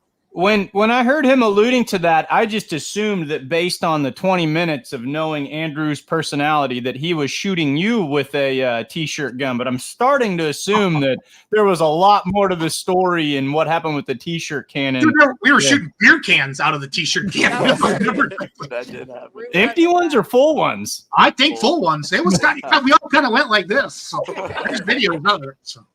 Oh man! All right, everybody, behave. Trevor's dancing on here now. What's up, What's up, buddy? How are you? I'm good. How are you? Dude, we are having a blast. We're talking to the Cal Poly kids, and they're good people. And I just got to thank my my mentor and my promoter for bringing me out to California this weekend. This is going to be awesome. We've been watching all night. Good. And one thing I want to say about these Cal Poly students, and this group that you've got tonight is no exception. In the 25 years that we've been putting on polls and working with the Cal Poly team, I think the best students at Cal Poly end up on the tractor pull team. It's always a pleasure to work with these kids. That's awesome. Obviously, I've known Trevor for a while, but the rest of these guys, we get to here. I haven't met John and Jonathan yet, but I look forward to that this weekend. But Bree and Owen and Andrew are great people. We just love working with them. Christy made this comment earlier. A lot of people have been asking that, past Cal Poly students often come to MLM motorsports events throughout the year and jump right in and help hook or unhook like family always. So that's cool. 100%. We love it. Brian, did you kind of steer Trevor towards Cal Poly because of the pulling team, or how did he pick Cal Poly? You remember? Man, I don't know. I think he just kind of goal and worked his way towards that and did it. I only applied to 3 schools. I applied to Cal Poly, Fresno State, which is where Dad went, and Stanislaus, which is where my mom went. And so I knew if I didn't go to Cal Poly for tractor pulling, which I consider basically my major, then I was going to probably Fresno State. But I couldn't see myself anywhere else. So. All right, marketing 101. Put the pretty girl in the middle. Bree, get back in the middle. Let's gotta get that. There, Jonathan, switch with her, Jonathan. You can slide the little short guy closer because you guys can see what we're talking about. So it's all good. True. Andrew, in your best announcer voice, give me the 30-second commercial. Commercial? Like for this weekend. For the event this weekend. Is it the second half of the show or the first half? It is whatever you want to be, Andrew. All right. Well, get ready for it. It's going to be a great time. We're going to have tri-tip sandwiches for lunch. We're barbecuing the whole time. Going to start early and and get that queue going. We got San Luis sourdough on the rolls for the tri-tip. It's going to be excellent. Got a lot of horsepower showing up. Hell of a lot more horsepower than the rodeo, just a little bit of ways away. And I'll tell you what, it's going to be a great time. I'd show up if I was me. I love, dude, the one-liners that have come out of this guy. I was over there, and then I walked over here, and now I'm here, and I would show up if I was me. This guy's gold, man. Oh, it gets even better, Michael. You hang around with him for just a little bit. It's awesome. There's the two We're most. going to Australia next year. You and I are going to Australia, Brian. We're going to that. That's on the screen right now. Quambatuk. Yeah, Brian Massetti and I. We're wearing our MLM Motorsport shirts, and we're going to Australia next year for Easter. So sweet. No, this is great. The two most fun times I've had on Let's Grow Pulling, there's a common denominator. There was a Massetti on both shows. So this has been, you guys know how to have a great time out there in California. There's no doubt about it. No, that's what it's all about. Brian, talk about MLM Motorsports a little bit and what your involvement is this weekend with the Cal Poly Pull. Saturday, April 13th, 1 p.m. Be there or be square. Now, that's not as cool as what Andrew would say. But, Pulling is rad. Pulling is rad. Pulling is rad. So, MLM Motorsports, we are the Major League Motorsport Pulling in California, West Coast, really. We've been at it 25 years putting on pulls. We've built up quite a good reputation, I believe, and we plan to keep doing that. Our involvement with Cal Poly, over the years, we've always had students that would come and help us at our events, and so we want to give back. For as long as I can remember, we've always donated to this event. When Gary Weisenberger retired his sled 5 years ago, maybe, we started taking our sled down to them, and I knew the arrangement that they had with Gary. And this is a fundraiser for their scholarship program. I'm sure that the kids have mentioned that, but in order to try to help with that, we donate the sled so that it makes it easier for them to raise more money.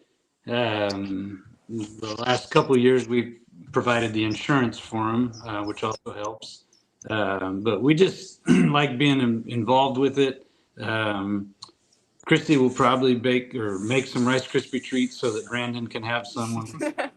Brandon's in class right now, actually, so I don't know why he's commenting. I feel that Brandon is watching Let's Grow Pulling tonight, is what I think's going on there, Trevor. He definitely is. I'm actually also in that class with Brandon right now. Yeah, that a boy. He's in it right now, but, you know. Hey, Trev, your mom's watching too. Yeah, so. I'm a teacher by professional trade, so I'll vouch for him. I'll write a note. So who the hell made class during the Let's Grow Pulling podcast time? I mean, you got to reschedule. Well, I called NCAA's and I'm like, listen, I can't believe you're having the national championship game on a Monday night because we're kind of a big deal. But, but we still got they were worried. No. I heard they were worried about lack of viewership. That was something they were talking about in the pregame. You know, they said that this was going to overlap, and they were concerned about that. So, well, I did say Bree would be on tonight, and that getting people all excited there. So it's all good. It's all good. Christy says, "You know it. I'll have Rice Krispie treats." Sweet. Yeah, I think Brandon spelled it wrong because I think it's crispy with a K, isn't it? When he talked Rice Krispies, don't you think, Mike? I think you're thinking of Krispy Kreme. Oh, maybe another. I think you're thinking of the delicious glazed donut, but not an aficionado in the. I'm a salty kind of guy. I'm not a sweet person. I'm salty, so chips. That'd be more. I want to introduce a new segment. Okay, whoever I put big on the screen.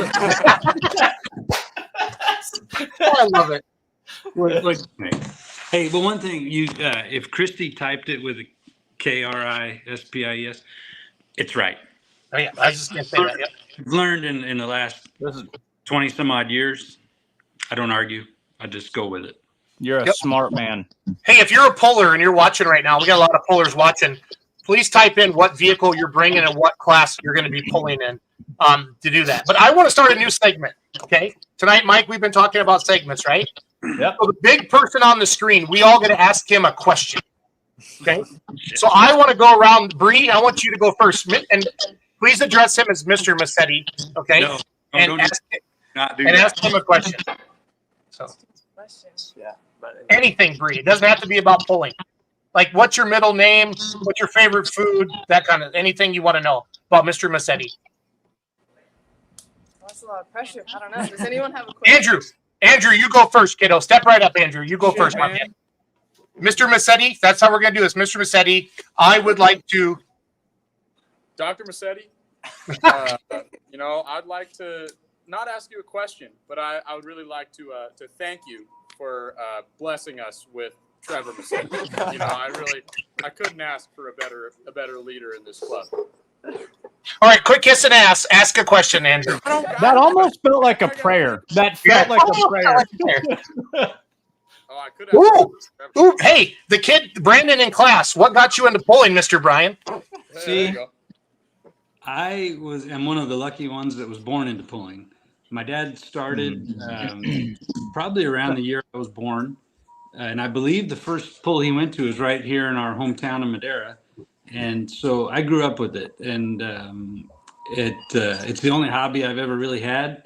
And that's why we do what we do with putting on pulls, because we are pullers and we love the sport and we love everything about it. So, I was born into it, and I'm very thankful that my dad decided to do that and stuck with it. I know he was ready to probably find something else to waste his time and money on, probably around when I was in high school, but he stuck with it, and boy, has it grown since then. Yes, it has. Hey, Brian, I know I threw you on the show with no notice, but set your freaking phone down on something steady on the table. Well, it's okay. I love you, bro. Yes, thank you. All Okay. right. Brad Griffin, Mr. Massetti, is there going to be directions to the fun? oh, it's really close. You're talking about the after fun? Yeah, Brad, Mr. Griffin, if you would clarify, do you mean after the pull or during the actual pull? Because Yeah, yesterday, and Jason can back me up on this. We got a Facebook message from some guy wanting to know where it was, and I actually figured out how to put a pin drop in the middle of the field, and I sent it to the guy. I was so proud of myself. No, seriously, with all the social media we've been doing, I've seen multiple messages, like people asking where this is, and then people who live in Northern California, it's too far for them to come down to Cal Poly, but, your dad gave them Willits and some of the other ones in Northern California. So this is how we grow the sport. We talk about it. We engage. We answer questions. We answer comments, stuff like that. So, Yeah, really, if you want to get to the pull, get on to campus, Cal Poly campus, 1 Grand Avenue, and roll down your windows. You'll find it pretty quick. But also from Highway 1 there, you just turn north on Highland, right? And then you get to Mount Bishop and you turn left and it's right there. Yep. Am I pretty accurate? Yeah, That's pretty close. When you come into campus from that side, there's going to be a big construction signboard that says tractor pulls this way, and it'll point you right to it. But if Brad's talking about the after hours fun, we'll go back to Highland, we cross over the highway, we go to the first stop sign, hang a right, and then you won't be able to miss it. Jason, are you hearing these directions? Because you are right. This is just Midwest stuck in the middle of California.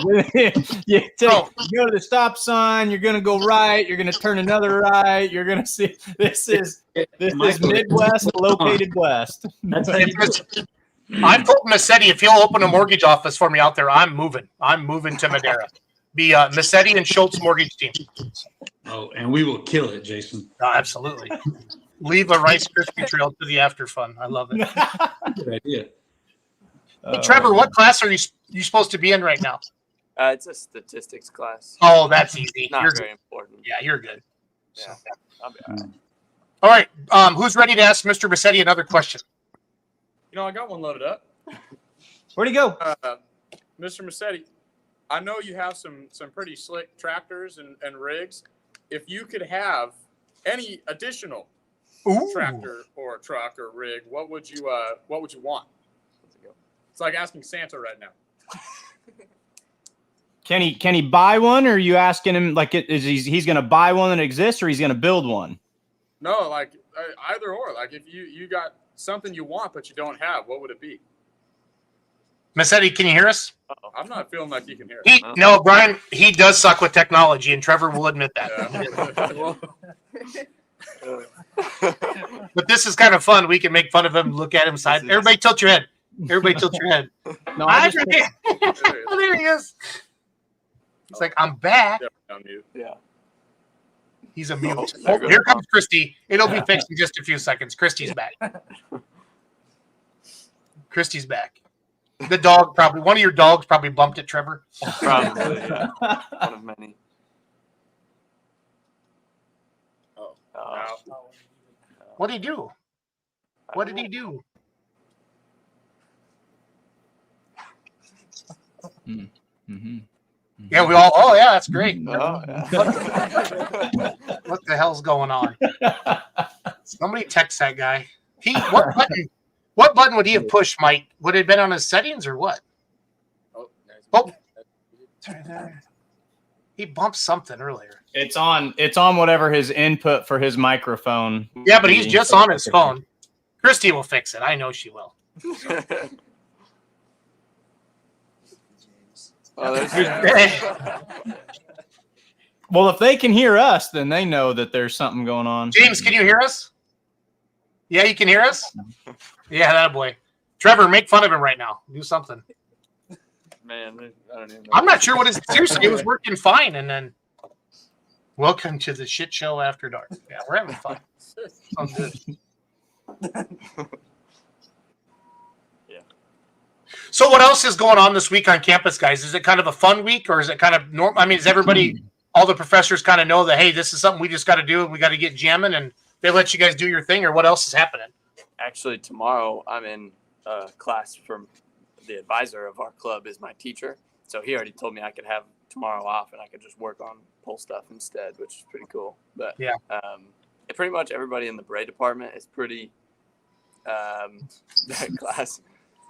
Pretty much like the whole Bray department is pretty accepting if you have club stuff to do, and they'll usually work with you. And really most teachers are, but it's definitely a campus-wide thing this weekend. So nice. Yes, Brian Massetti, can you hear us now? I can hear you. Can you hear me? Yep. Andrew, my man, step up to the mic again and ask Mr. Massetti your question. Brian, if you could have any additional piece of motorized equipment that you don't currently have, what would it be? Ooh. Loaded. Like pulling or anything? Anything. Anything. Oh. It could be a barge to get you to Australia. Oh. Well, there's faster ways, but.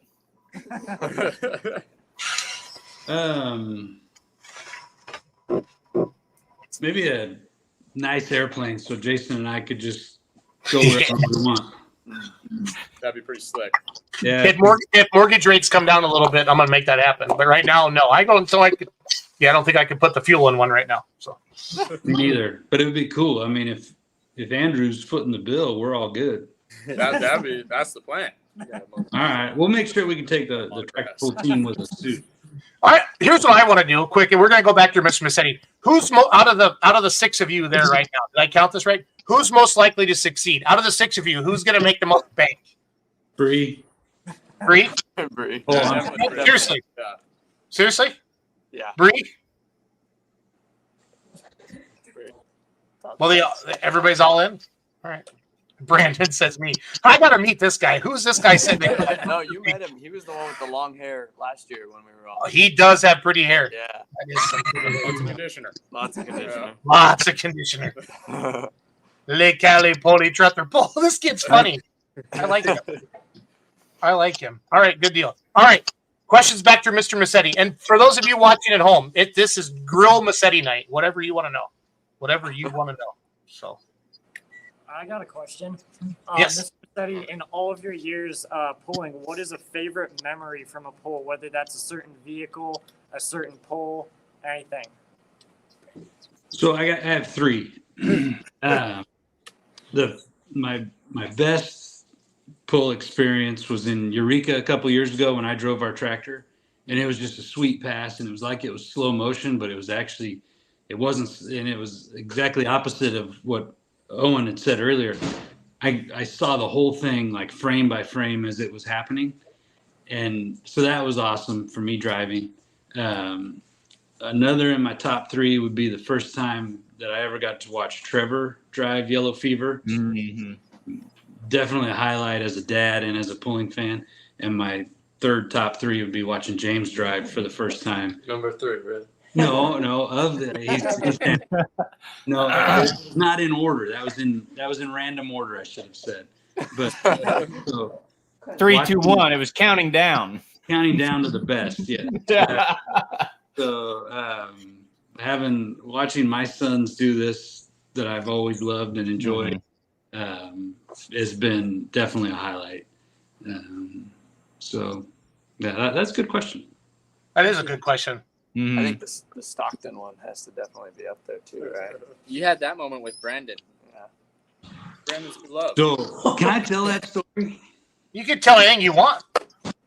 Oh, so it was just last year we were in Stockton, and it was Saturday night pool, and we got everything loaded up, and we're getting ready to leave. In fact, Uncle Kev had just left with the Peterbilt, and we were closing up the travel trailer, and I was standing outside. Was I talking to you, Owen? Yeah, it was us talking. So Owen and I were outside the travel trailer just BSing a little bit, and there's this little white car there, and 2 gals, and I saw them standing there, and I thought, well, maybe they're tractor pull team members. Maybe I don't know who they are. So then one gets out and she says, can you call somebody out from over there? And I said, well, yeah, what are you talking about? She says, well, the guy in there with the hair, can you call him out here? And I said, yeah. And we didn't even move. I just pivoted and I said, hey, Brandon, this gal wants to talk to you. So he comes walking out of our travel trailer holding a Rice Krispie treat like this. And it was a big cut. I mean, it looked like a medallion hanging around his neck. And he'd just taken a bite, so he's chewing it. And he just comes out of the trailer. He's like, what's up? And I said, I don't know. This girl wants to talk to you. And she goes, I saw you out there. I guess was he flagging that night or something? Yes. He was on the track. She was like, I saw you out there. And do you have a girlfriend? And he says, oh, yeah. Still a Krispy treat, he says, yeah, I have a girlfriend, She goes, oh, well, is she in there? And points to the travel trailer. And he goes, no. And she goes, well, he laughed. No. So she says, oh, okay. And so then she left. And I think Owen and I looked at each other like, holy shit, did this just happen? I can't see Rice Krispies treats without thinking of Brandon, and I can't see Brandon without reminding him of the story. She did want his number. But anyways, we're going to go back June, I think it's June 14th. It's Friday night this year. We're going back, Brandon. So bring your hair. You said he was flagging at this show? I think he was. Hey, Jason, am I announcing this year? And is it too late to be switched to flagman? You're married. You have 2 kids. Yeah. It's different. It's all different when you get married, Mike. It's way the complications are way worse. Definitely. So anyways, that's the Rice Krispie treat story. Rich Schaefer says he'll flag. And he's the one who said they say rad in St. Louis too. So that's good. I like that. So That's what I'm talking about. Brian, have you been to Bowling Green? And if not, would you come if you're provided a place to crash after the night party experience? Massetti, you ever been to Bowling Green? I have not. Uncle Kev's been there, but I haven't been there. I'd love to go someday. Yeah. But Jason knows my after party happens like before most people's pre-party. Yes. I like to go to bed early. Yep. You gotta get after it right away with Massetti. We gotta go fast and go hard, and then we go to bed. Go fast, go hard, and go to bed. Yeah, Uncle Kevin takes care of the other stuff. Uncle Kev. Oh, we did get Uncle Kev a room where you're staying this weekend too, Jason. So yeah, perfect. My liver just said, "Oh boy." Yeah. Yeah.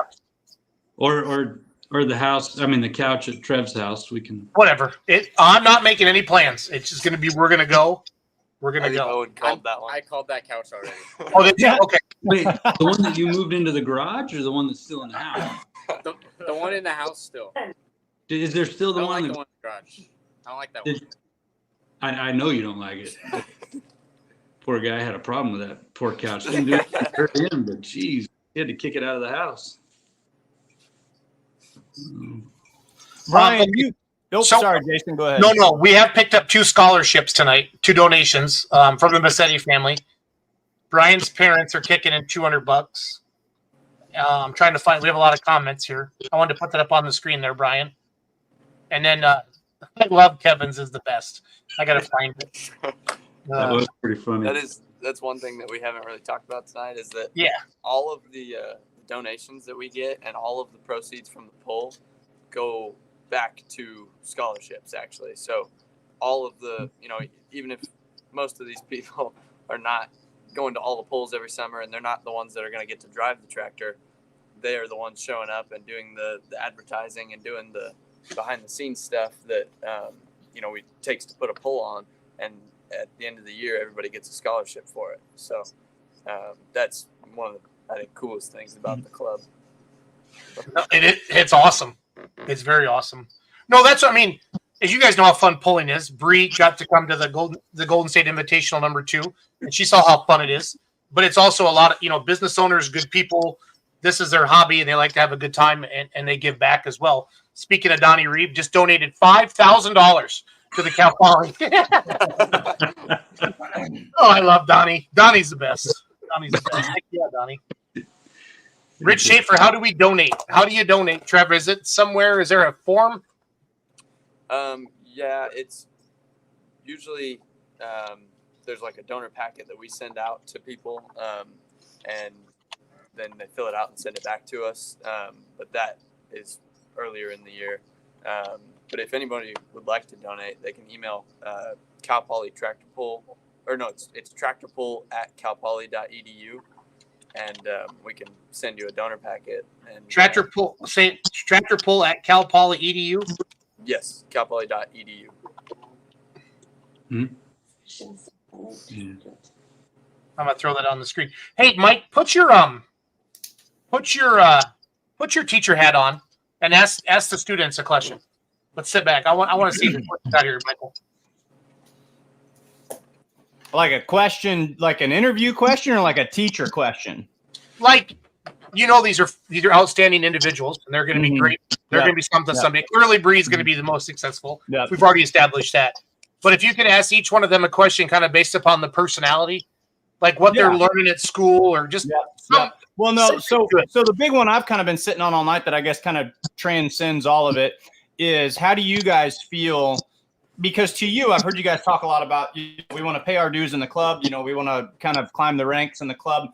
It's obviously a very integrated experience as far as your educational experience here. You kind of see them hand in hand.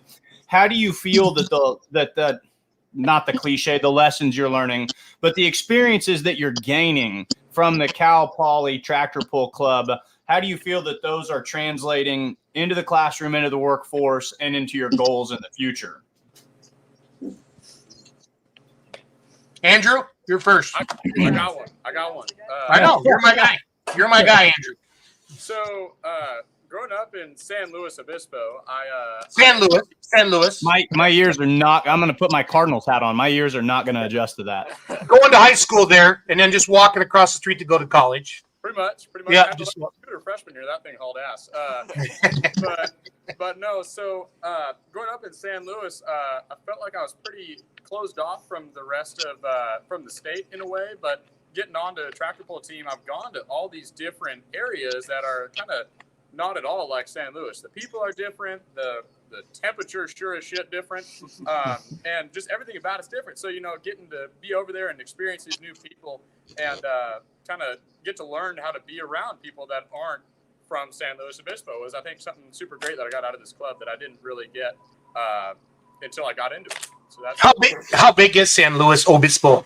Oh shit! I want to say it's 40 or 45,000 people. Oh, okay. So it's decent. Yeah, it's decent size. Yeah. So you got like a Whataburger and stuff like that, right? Nope, not one. Nope. We have In-N-Out. In-N-Out. Okay, In-N-Out. Yep. We have an In-N-Out. Yeah.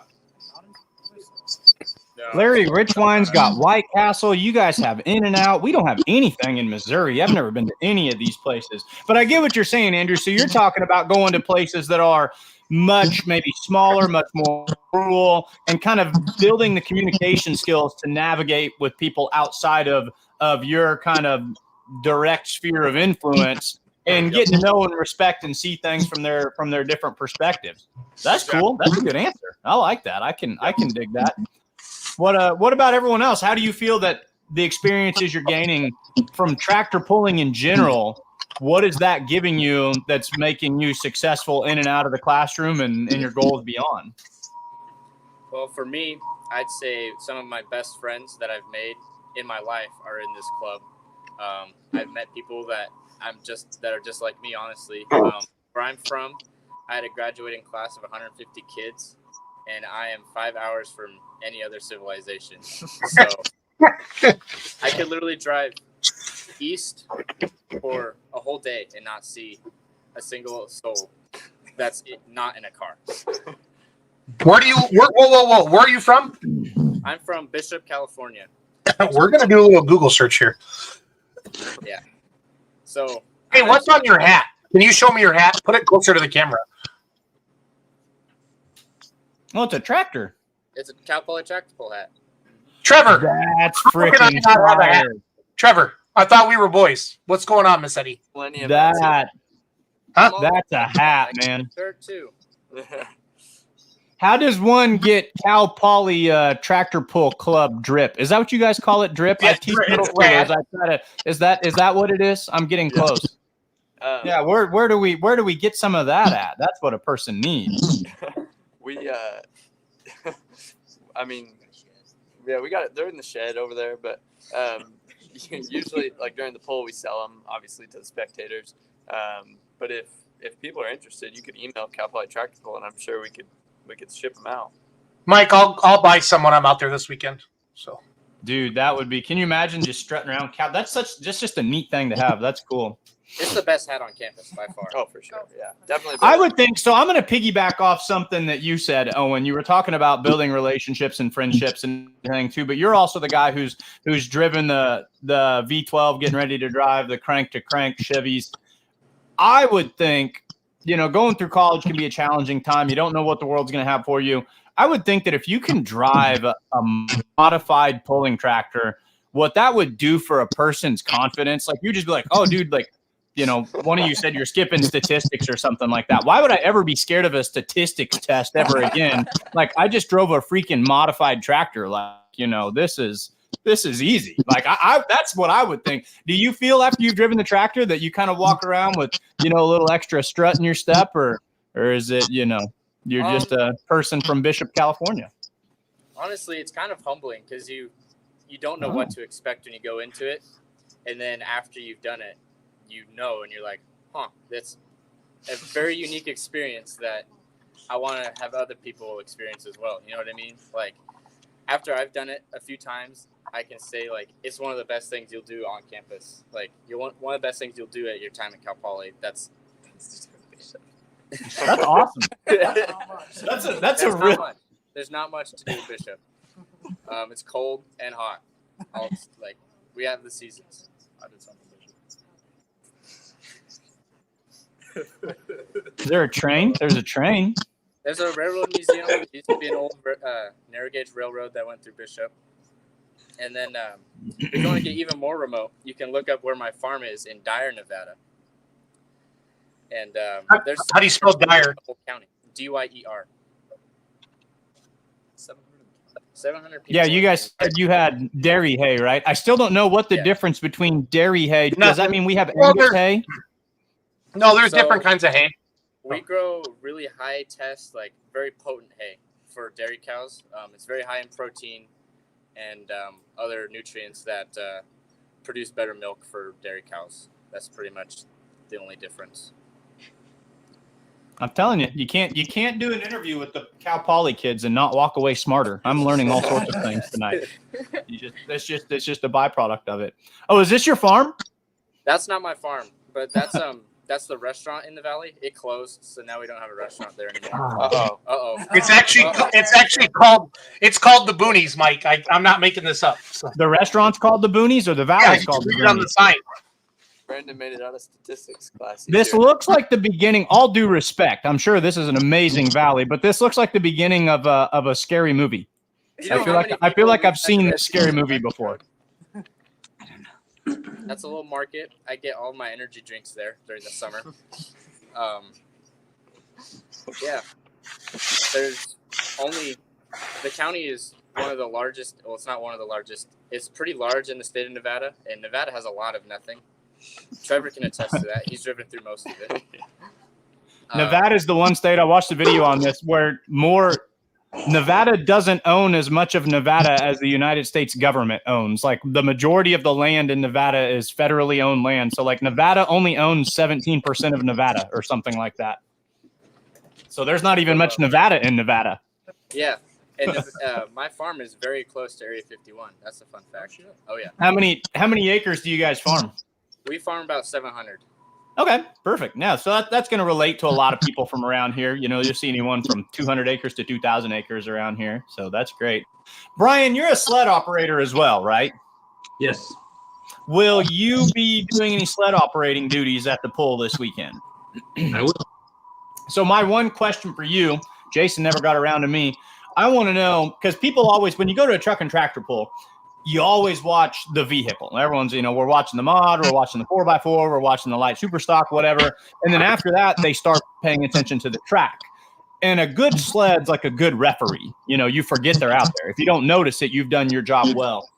What are some of the most frustrating things? What are like some pet peeves of yours being a sled operator, or what are some of the biggest challenges? Like, are there things that a driver does that like frustrates you, or are there certain things that is really hard when you're a sled operator?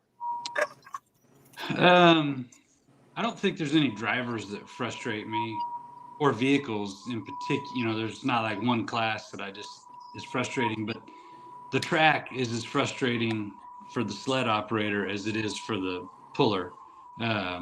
If the track isn't well prepped and well maintained, it makes our job just as hard, because my goal is, if we have a 300-foot track, that's how far I want everybody to go. If we can go 320, that's what I want to do. If we're stuck with 250 or even less, well, that's all we can do. But we need the track to be able to handle the vehicle to get the sled set down. You can only set a sled so light. And so my goal is to use all of the track we have available to put on the best show. And it's better for the competitors. Let them, stretch their legs a little bit and get out there. But so I think my biggest frustration comes from the track, whether it's ill prepared or whether it's just the rain and whatever, Mother Nature wreaking havoc. But I want a good track as much as all the competitors do. You said something interesting. One thing that is always seems like it's, the hot topic debate that's fighting words in the world of pulling are the long pulls versus the short pulls versus the 300 feet is God. So if you had 350 feet to play with, if you had 375 feet to play with, you would want, even as a sled operator, you would want everyone to use all of that track. No, I would. I'm sorry. I might have. No, that was a question. I should have just said, are you a fan of long pulls? No. Okay. If we have the space, I like to put the 320, the full pull mark 320, and shoot for that. Because we also run a couple vehicles, and I don't want to run them that long. Sure. I like 300 to 320 because you can get good speed, you can get them shut down. So I'm not looking for 350, 400 feet. I don't think that's. I like the 300, 320. Perfect. Perfect. No, I like hearing about that because it seems like any discussion you have that always ends up coming into play what people's opinions are as to what the perfect distance should be. So Sure. no, I like that. That's awesome. Sure. I think we got a new Cal Poly tractor puller over there in a red shirt. Beautiful. Is that the guy that was in class? I maybe. Supposed to be in class. Allegedly. I was trying so hard not to laugh in front of the entire class. We're going on 2 hours. This has been fun. Introduce yourself. Where are you from? And what you're going to be when you grow up, and a good Trevor Massetti story. Or you have to leave. And what happened to Bree? What's going on? Bree, get in the middle. Stand with the short kid and the other kid. I'll go in the back. No, you come here. You come here. I can fit over you. Bree's in the middle. That's Bree's not in the Bree. Bree, the middle. There you go, Bree. All of a sudden, our ratings went up. Trust me. Yeah, let's say 20 new viewers. Just Yep. My name is Brandon Forgy. Yes, I am the one that was commenting Cal Poly Tractable. I run the social media for Cal Poly Tractable. I'm from the Napa Valley. You drink wine? you beat me to it. You drink wine? You drink wine? I do. Yes, my family. No, I'm just all of our Midwest whatever. We're in Napa, so we think wine. Yep. That's very true. Yep.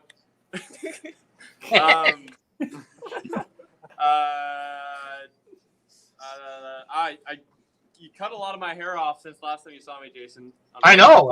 You almost look like a human again. Hey, it worked. There's the ladies in Stockton. They liked it. I don't know. Are you still with your same girlfriend that you turned down, or are you still with her? Yeah, I am. Okay, that's good. That's good. All right. What are you gonna be when you grow up? What do I want to be when I grow up? Well, I'm a Bray major. Water really interests me, so some kind of water engineer is kind of where I'm headed. Something to do with water, irrigation, something like that. But I really don't know. Favorite Trevor Massetti story. Trevor Massetti story. Oh man. You have And you can have multiple. We're not. There's no shame in my game. We're good. There's a lot. There's a few. Let's see. Brian would know this. Trevor lives off graham crackers. I don't know if that's said or not. That's about all he eats. Yeah, pretty much. I've tried really hard to get him sponsored by Honey Maid. Oh yeah, Brandon. For a while, Brandon was commenting on every single Honey Maid Instagram post and saying sponsor Trevor Massetti. Because if I'm being honest, I think Smokey would look really good with a Honey Maid graham cracker wrap. It would be sweet. Of all the just cool sponsors, like everyone wants to go for Napa, Sinpico. Like you've got to start thinking outside of the box here. Yeah, exactly. They didn't like a single one of my comments, but I'm gonna keep doing it. Yeah. Mike, this is Trevor's truck. So the stickers on the side of it, of course, he's got the Beer Money Pulling Team sticker. Well, but with the Hazley machine, the stickers on the side of it. So like, if I was just walking through the pits and never been to a West Coast pull before, just off those two stickers, I'd be like, yeah, this one's gonna run pretty well. So it's all right. It runs all right.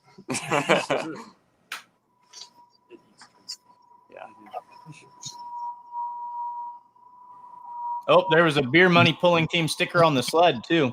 Jason, I've got a question for Jason Schultz. I was legitimately wondering this while I was mowing the yard the other day.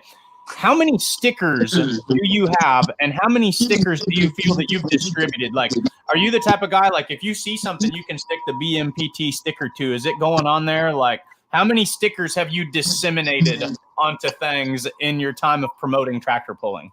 Well, I started the Beer Money Pulling Team in 2012, and yeah, I take stickers everywhere I go. And if you go to Key West, there's random stickers all over Key West. Beer Money Pulling Team stickers. So, yeah, just want to throw that out there. But I won't put them on people's pulley vehicles unless I know them really well, and it's like after dark. Then I've been known to put a couple stickers on people's tractors. Oh, like without asking them? Like if you know them, they might show up? Yep. Oh, that's great. As we're chatting, I'm just flipping through our photos from Golden State Invitational number 2. These are some of the vehicles you'll see this weekend down there in Cal Poly. But hey, who's Kara Forbes, guys? She's well, Garrett used to be the advisor for the club. He was actually a Bray student. Kara was also a student at Cal Poly, and then Garrett became the advisor of the club for a couple years, and then he moved. They moved back up north, and he has a twin turbo Allison tractor. Nice. They'll be here this weekend. So Why doesn't Donnie Reeves have a sticker? I'm Donnie. I'm going to load some up right now. He needs about a dozen of them, Jason. Yeah. He's on the sticker mission. Yeah, I've got a It's on the question. screen right now. Ron Stone and I were talking about this. Ron and I we both really like the modified 4-wheel drive truck class, and yeah, I'm decently well versed in pullers from yesteryear, and he's incredibly well versed. This one reminded me of a specific truck for forever that I couldn't put my finger on. Does anyone know the story on this truck and like the history behind it? Well, as far as I know, it was a guy up in Ione, which is kind of northeast of where we are here in Central California. And then probably 5 or 6 years ago, the current owner, Doug Bradshaw, bought it. And they've been running it. Super good people.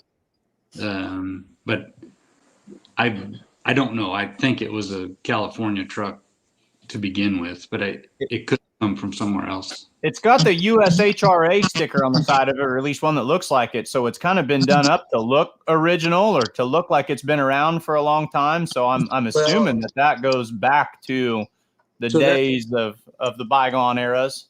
Yes, and that was probably in the 90s, and they were. I know I went with my dad a few times down to Southern California to Anaheim, and no, that is not the old Tinker Toy.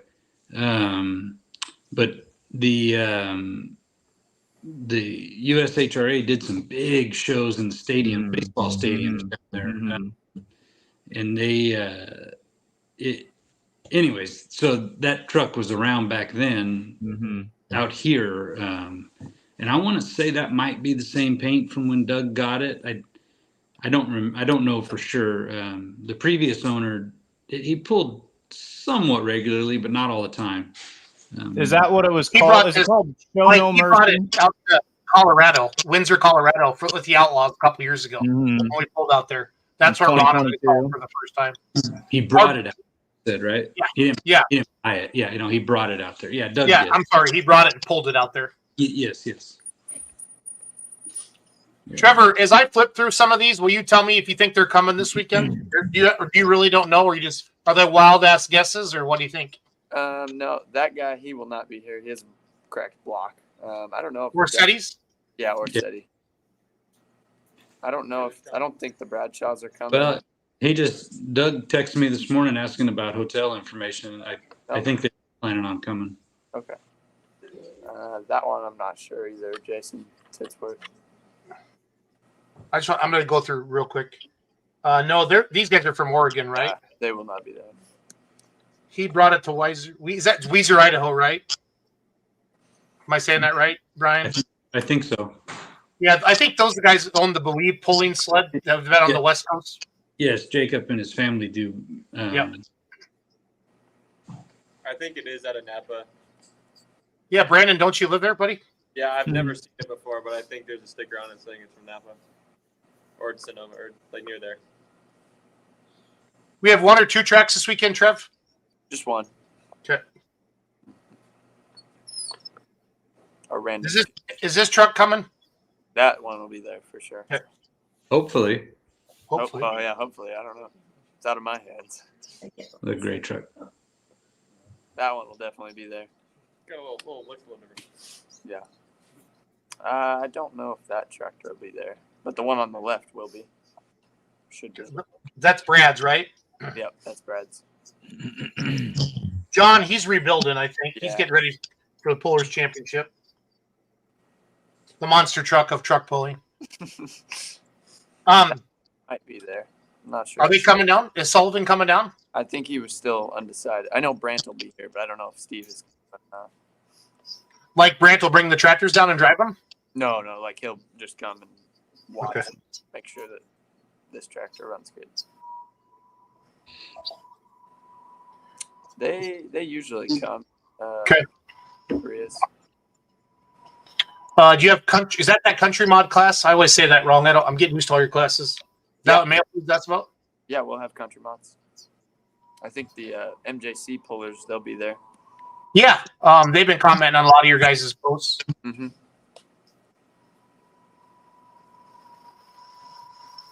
The great Donnie Reeves. How many is he bringing down? I think just one, but I'm not 100% sure. That's a good looking rig. There's Donnie's trucks. That's a 3.6 truck. Is that Lepro stock diesel? Yes, it is. I don't think that they'll be there. Okay. Long shot. I'm not sure if he will or not. I think some before. Now that's a country mod, right? That's Mincy's, right? Yes. So if you wonder where all these pictures come from, and if you haven't been to, this is the Golden State Invitational I mentioned earlier. This is the Louisville, Mike, like I said, of the West Coast, and it's at an awesome racetrack. Everything's great about it, even the after hours. That's the ornery deer. I must have took a bad picture there. Sorry, guys. I think they're coming. Are they? I think so. Gish, they're out of Oregon, right? Is that where they live? Mm-hmm. Yep. That truck, it might be there. Might be there. Probably. Oh, there's John right there. Mm-hmm. How many guys are in the shop? How many kids are in the shop right now, Miss Eddie? 1, 2, 3, 4, 5, 6, 7. Nice. How many kids are in the club total? On average, at all of our meetings, we probably have 30-ish people that show up every week. But like this weekend on the day of the event, we will probably have 70 people that show up because everybody. Wow. You know, we tell everybody, bring your friends, even if they're not, involved in the club. They can help sell tickets or sell concessions or, do something that's not, pulling, but takes a lot of people to make an event happen, as you guys know. Has it always been that big, or is that something that, silly question. I'm sure it's gotten bigger over time, but have you guys had 70 members for 10 straight years, 15 straight years, or has it always been big? I would say it definitely fluctuates, but it's, day of the poll, it's always been pretty big, I'd say. But I think the club is in a pretty good spot. It was basically started fresh during COVID because nobody was able to come in and do stuff. So my freshman year was the first year that it really came back, and I think it's in one of the best spots it has been right now, which is pretty cool. Yeah, man, that's all. That I'm not gonna lie, 70. That's more than I would have guessed. That's awesome. Something one of you asked before about like what do we get out of this? I think is kind of what the question was. Yeah.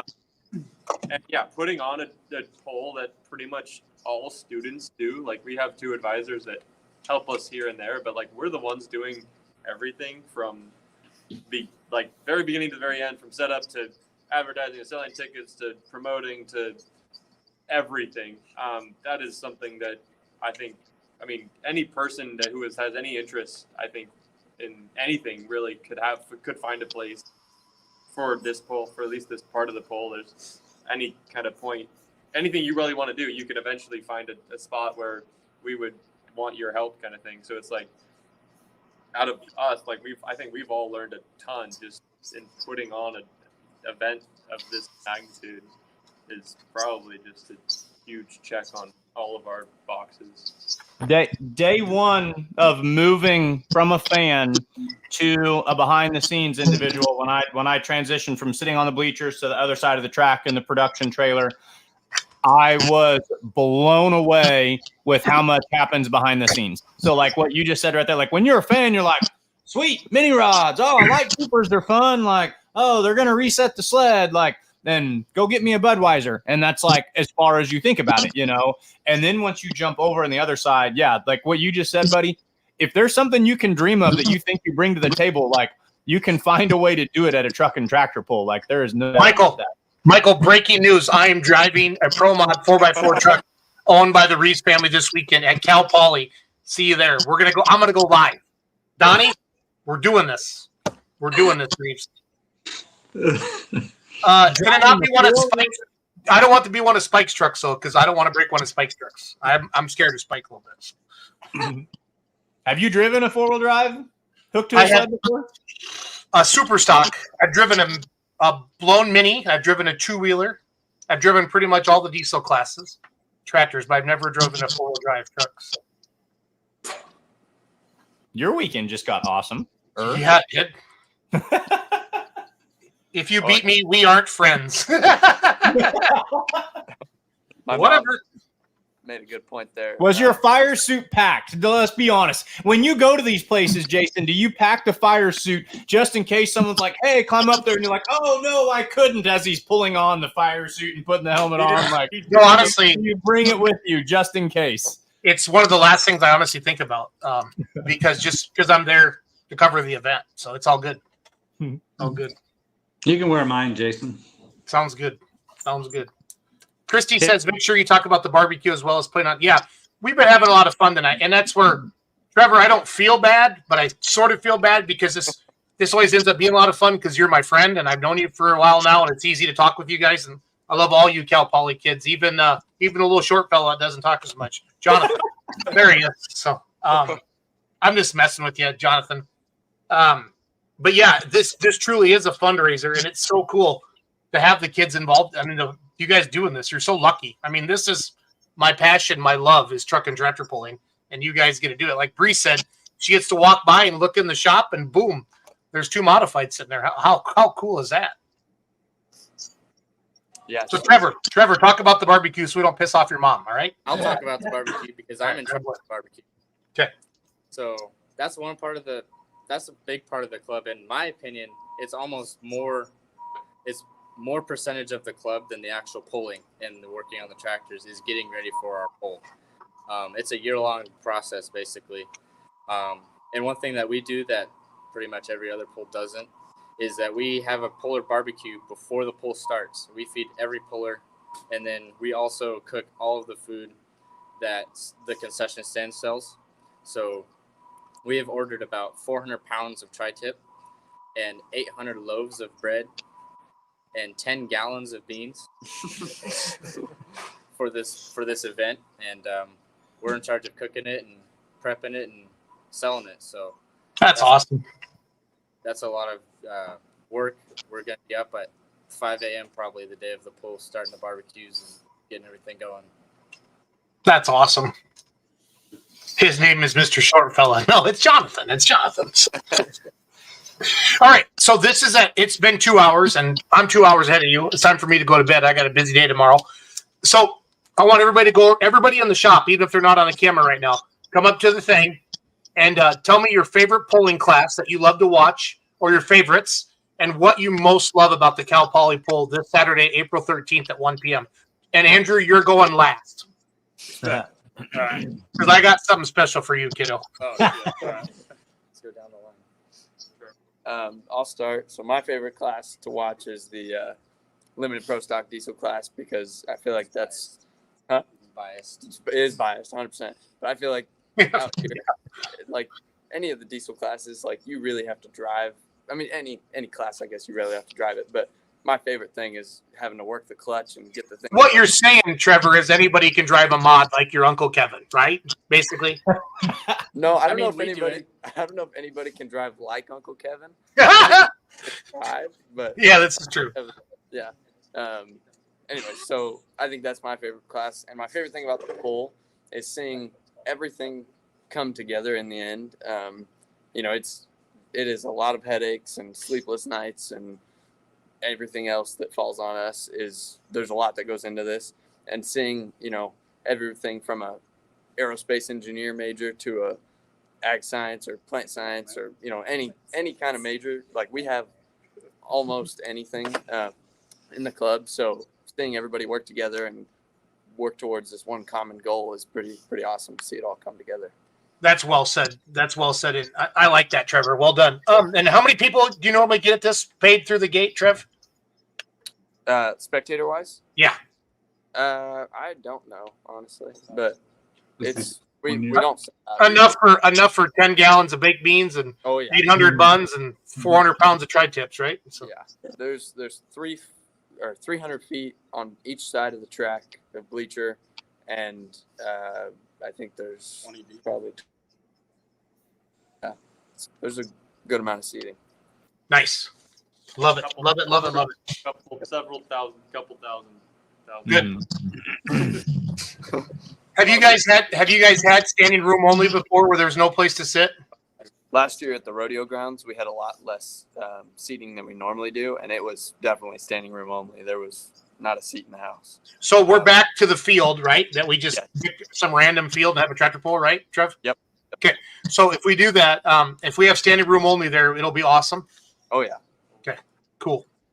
All right, Jonathan, talk to me, buddy. All right, I'm short guy Jonathan. My Jonathan, answer the questions. What's your middle name?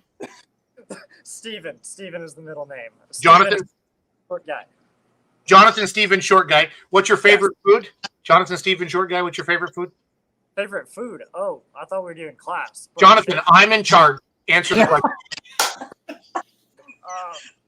My favorite food, just an on-the-go double from In-N-Out, is a classic for me. It's a road trip special, obviously. So I'd go with that.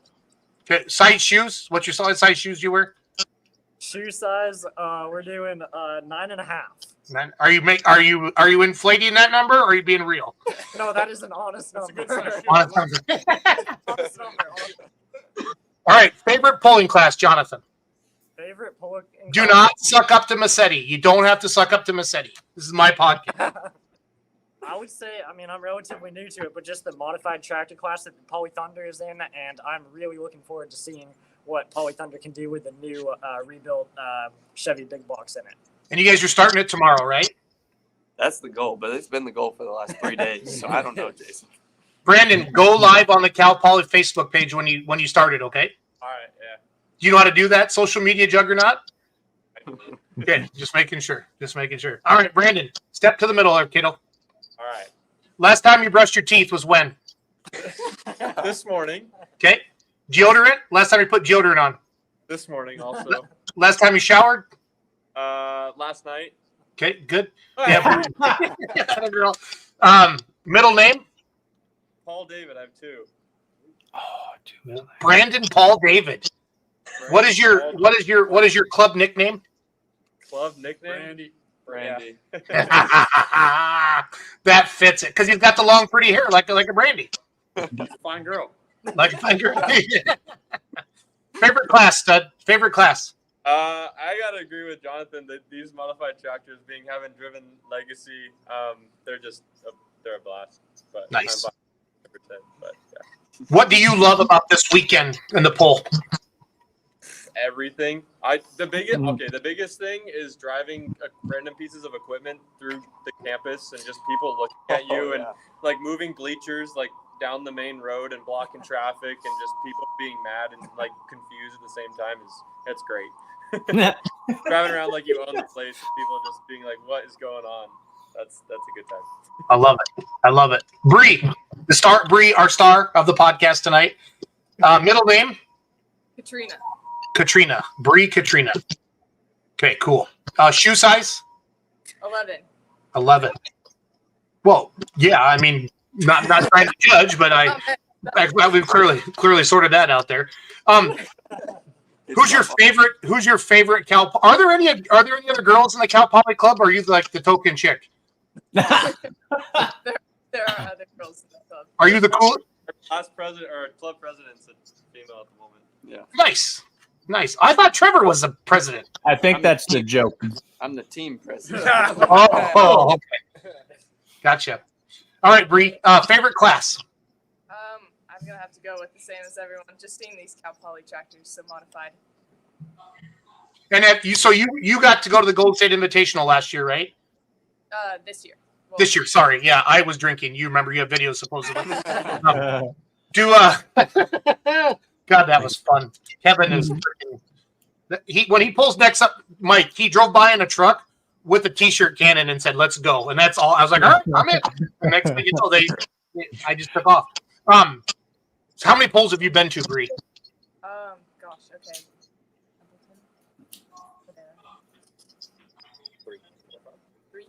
3. Okay. Yeah. Mods. All right, cool. And then so when you say you're kind of help with the advertising, what do you do?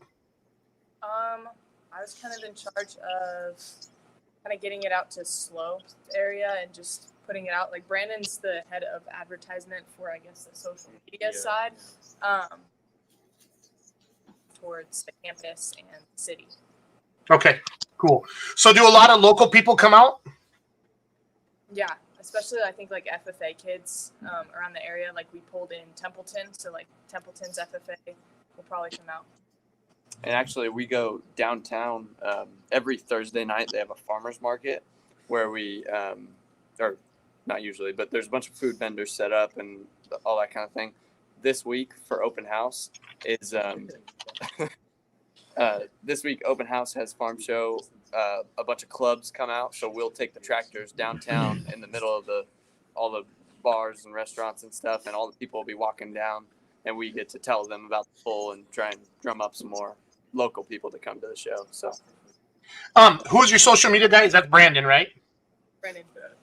Brandon, have you been tagging these other FFA clubs in your posts? Not FFA, but that's a great idea. Yeah, no shit, it's a great idea. That's why I'm telling you. That's how you do that. Did I say that out loud? Brian's been sitting back there kind of quiet, just taking it in. But for that one, he was like, oh, nope, we got the full. Andrew, get up, get right up. Oh, yeah, we got you, boy. Check that out. Yeah. Nothing but love, Andrew. Right there. Nothing but love, Andrew. Favorite boy, I love it. All right, Andrew, you're last. One of you other guys, step on up. What's up, John? Yeah, so continue the trend. My favorite class is the modified tractor. I also like the Italian Stallion. You can feel that baby in your chest. that thing's insane. Yes, it is. Hope Thunder is just like it. all right, so John's not driving for a while. And my favorite thing about this weekend, I have to say, is probably the environment. Obviously, it's my first year. I'm looking forward to what it's going to be like. And based off what Trevor and everybody else is saying, it's going to be pretty insane. I'm looking forward to it. Nice. I love it. I'm getting you a Cal Poly Tractor Club hat, Mike. Yes. I'll Venmo you. We have them in whitebacks and graybacks. How much are they? For you, Nothing. No. I don't want a free ride. I make Brian pay for everything else, but I'll pay for melon heads. So. I feel the love, buddy. Well, I'm just being honest. I'm gonna buy both of you guys a hat. All right, cool. All right, Jason. Thank you, sir. All right, get after favorite class. Okay, I'm gonna have the same answer as everybody else, but I'm gonna have a different reason. I love the modified tractor classes because I like getting to watch my fellow Cal Poly Tractor Pull Club members drive these things, because you thought you've seen them smile. You haven't seen them smile until they get done driving. And it's always like, I don't think they could smile any harder without breaking something. Yeah. That's my reason. You're a good person. Every answer you've given tonight has been like so like selfless and wholesome. Like you're Yeah, people like him make I'm gonna stand next to you and let some of your karma rub off on. You're a good guy. Mike, people like him make me nervous. I'm not gonna lie. They make you nervous? Yeah, because I'm like, whoa, this dude's like really guy. Hey, Owen is a great dude. He spent like a week at our house last summer when they were putting that data logger on. Awesome guy. That's all I got. Oh, and so you like the mod class? Do you like watching? Or do you follow polling out like where we live at all? Like, do you follow the Outlaws or the NTPA or pro polling at all? I do, not super closely, but I mean, I don't. What are some big name mod pullers that jump out at you off the top of your head? I like Top Gun. Oh yeah, the Bollingers. Sure. Yeah, that's awesome. They made some major adjustments in the off season. Yeah, I was trying to figure out how we could pull that off before our pull, but it didn't happen. Well, Trevor and I was trying to get you on the No Practice podcast, but they have Stevie Fast Jackson on tomorrow night, and he's from the drag racing world. It's like, no offense, he's a little bit bigger deal than you. And I told I tried all my strings. I really did. So I appreciate it. Owen, what year are you in at school out there? I'm a sophomore. Okay, so this will be your second year then, obviously? Yes. I didn't know if you guys have like a redshirt freshman in the polling team or anything like that, or How many? that's a sport. I didn't know if like you had like a redshirt freshman thing for like sports and the polling team. No, we do not. You can like, I graduated, but I want to come back and drive the tractor. Well, that just means that you have to skip some classes and fail them, and then you get to do the victory lap. Nice. The 5th year senior thing. I had 6 of them. I had 3 senior years. Highly recommend. No.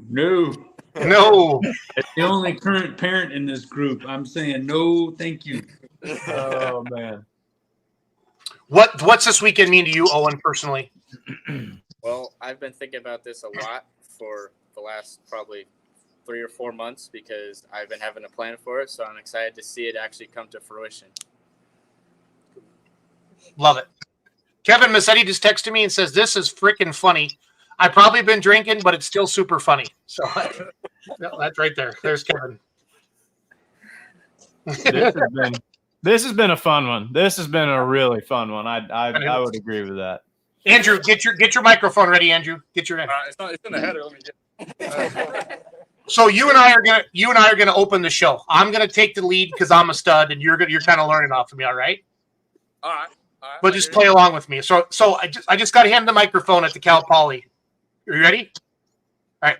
Welcome everybody to Cal Poly Fairgrounds here. We just picked a random field in the middle of nowhere. Trevor Massetti and his people got together. We built ourselves a pulling track. We're excited to have all of you here today for an awesome display of horsepower and fun. And today on the mic with me will be the beautiful Andrew. Andrew, what do you got to say to all these fine folks sitting out here, these thousands of people that came out? And we're sorry that you ran out of room. Beer Money Polling Team, MLM Motorsports hired Beer Money Polling Team to promote this year, so we took it to the next level. So we're sorry. Next year we're going to bring in more bleachers for you. But Andrew, how are you feeling today? What's the vibe here at the campus? Hey, I'll tell you what. Thank you, Jason, for having me out here today. It's a pleasure. Thank you for everybody to come in to the poll. Speaking of bleachers, it was a great feat to get this field ready to get this poll in it, and we're ready to make some noise today. All right. So where are the bathrooms located at, Andrew? We got 8 porta potties on the next to the road, kind of lined up on the fence. They're pretty stout. All right. All right. If I have a youngster and I'm looking for some earplugs, where can I find earplugs, Andrew? Concession stand. Okay. And are all the food vendors here? Is that going to be money going back to the Cal Poly? Because this is kind of a fundraiser, isn't it? Yeah. We started the barbecue pit this morning at about 5 a.m. and we've been cooking it all day. And that's what you're buying. You're buying it, and the money's going right back to us. And it goes betwixt all of us into scholarships, and all the kids in the club that work hard get a little bit off their tuition. Nice. So the rumor is you guys had how many gallons of baked beans was it, Owen? Did you say earlier? We had 10 gallons. Did you know that the beans are the magical fruit? The more you eat, the more you toot. The more you toot, the better you feel. Why don't we have beans at every meal? Andrew, how does that make you feel? That right there makes me want to christen a porta potty. I'll tell you what. Oh, I love it. So it's going to be a lot of fun. You guys, Brian, you're sticking around. Trevor, hit the leave button and you guys go to bed and get ready and get those damn tractors started tomorrow, right? Yes, sir. We will. All right. Thanks for coming on, Cal Poly kids. Appreciate you. Thank you, Jason and Michael. Hey, see you guys. Good luck this weekend, guys. Thanks for being on with us. All right, Massetti. Having them on here, and just if anybody watches this podcast tonight and future week and listens, those are just good kids. And that's and Brian, I've told you that's the California that I want people to see. Like I mean it. Like we have a prejudice in the Midwest about what we think California is if we haven't been there. And thank you, Brian, for bringing me out 2 years ago and letting me be part of MLM Motorsports on the promotional side for social media. But just thank you for being my friend and letting me learn. Because like I told Michael earlier, it's like the middle of the Midwest with palm trees. You guys are just good ass people, and I'm glad to call you a friend. And I don't just call you at 11 o'clock at night because I know it's 9 o'clock out there. You're my only friend still up. I call you. I call you because I truly enjoy our friendship. But it is nice that I can call you. That would be Andy. That's a good pro tip right there for those late Friday nights and all your other buddies. Oh wait, I got a West Coast guy. Yeah, I got a guy. So. That's Andy. It was early yesterday. The sun was still up when you called. So yeah, I was in a good mood last night. So yeah. Hey, Bob, but so I feel the same way. I really appreciate all you do for us out here.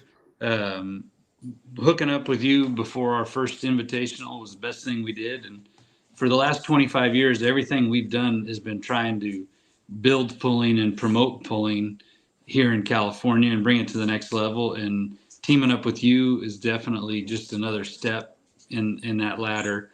And I appreciate everything you do for us, and especially for this event this weekend. These kids, obviously I'm pretty well tied to the program right now, but nothing but respect for these, I call them kids, but they're not, these young adults. Yep.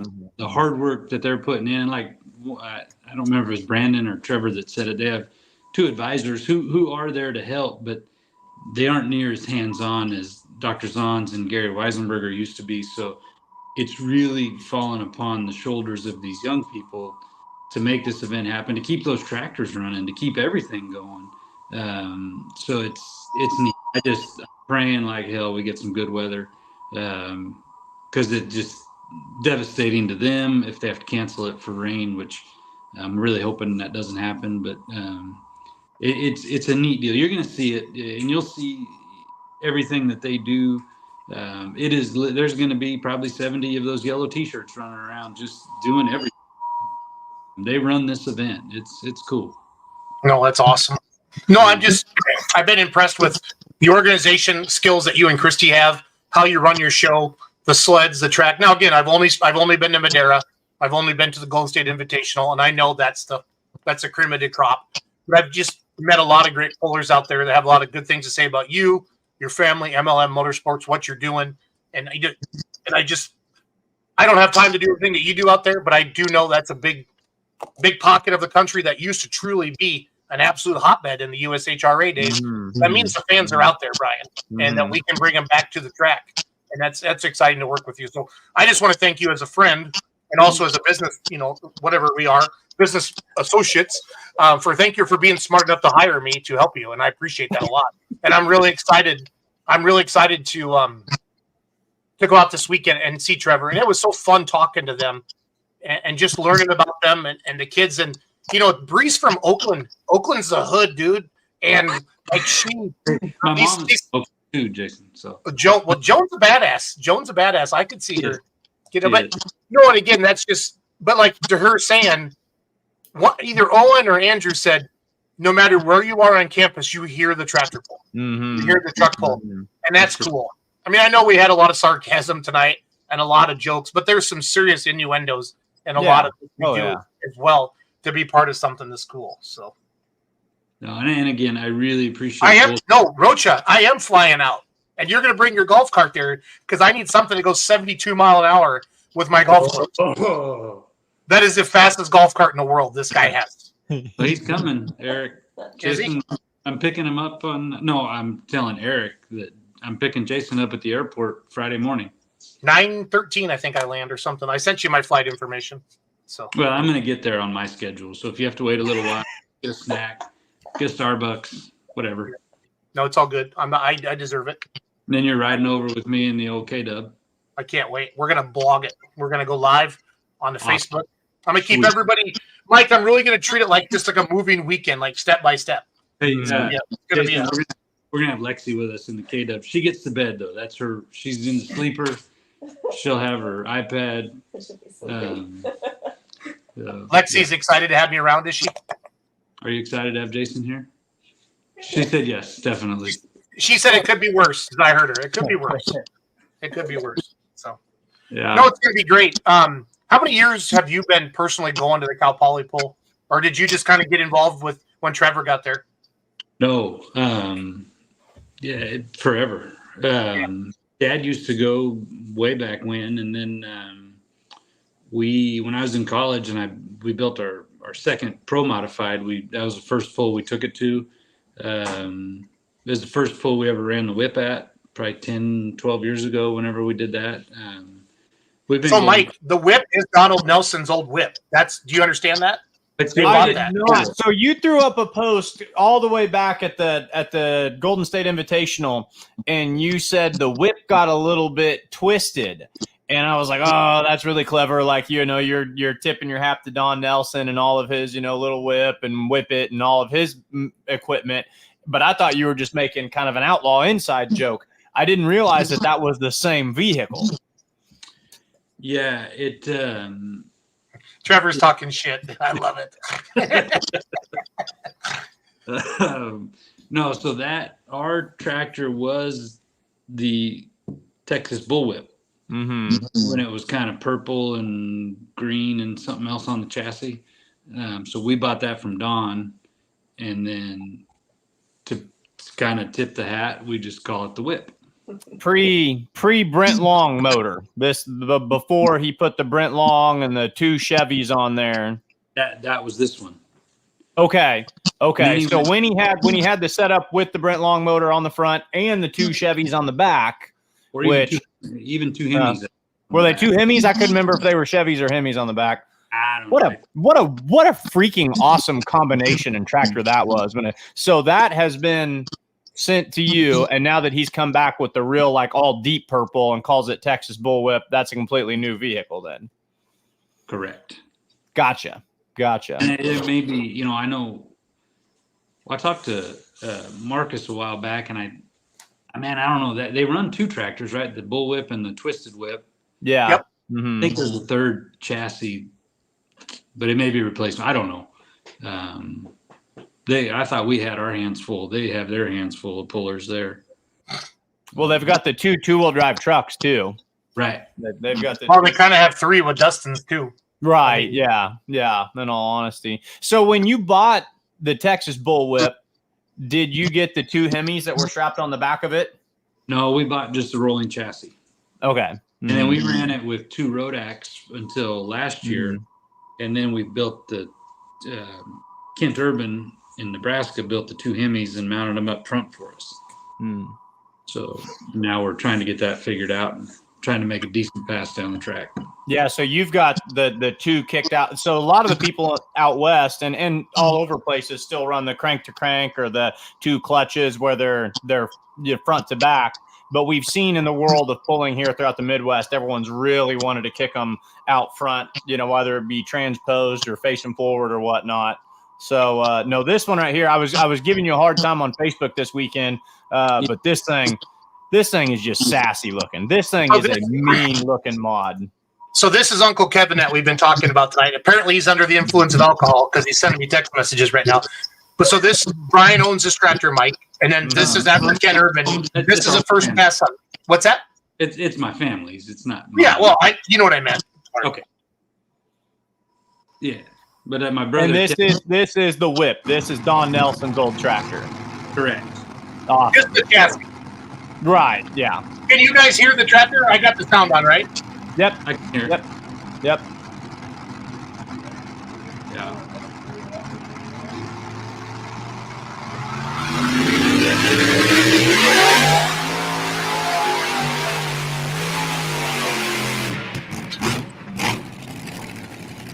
She was getting a little carried away there, obviously.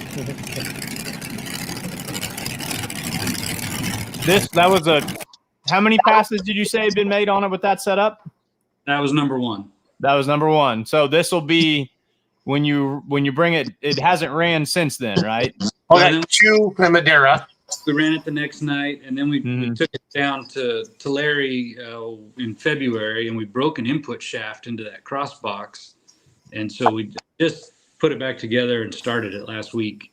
So hopefully we make a good pass down the track. I like that you're running 2 transpose motors. Most guys that we see that just run the 2 out front facing forward. But there's a guy, I think he's from Ankeny, Iowa. Jason, he pulls outlaws with us, and I can't remember his name. Burn user. And he runs them transpose like that as well. He won in Unionville, I think, one of the pulls I went to this summer. He did. Transpose motors are always neat looking. The fans that's something cool, something different to see. So, Well, I want to show you. I want to show you all the Massetti vehicles. So you guys keep chatting. I'm just going through video right now. Sure. So the reason I really went that way, Michael, is I don't know that it's better or worse. I mean, we asked different people and tried to figure it out, but it's so easy just to walk around and run the valves and not have to lean over in the middle of them. Sure. I did it just because it's easy and it looks cool. Sure. Well, it's something. So here's Brian's dad that started it all. This makes me super happy. So I gotta find the play button, turn my sound on. Massetti at the Golden State Invitational, second annual Golden State Invitational 2023. Good to see you here.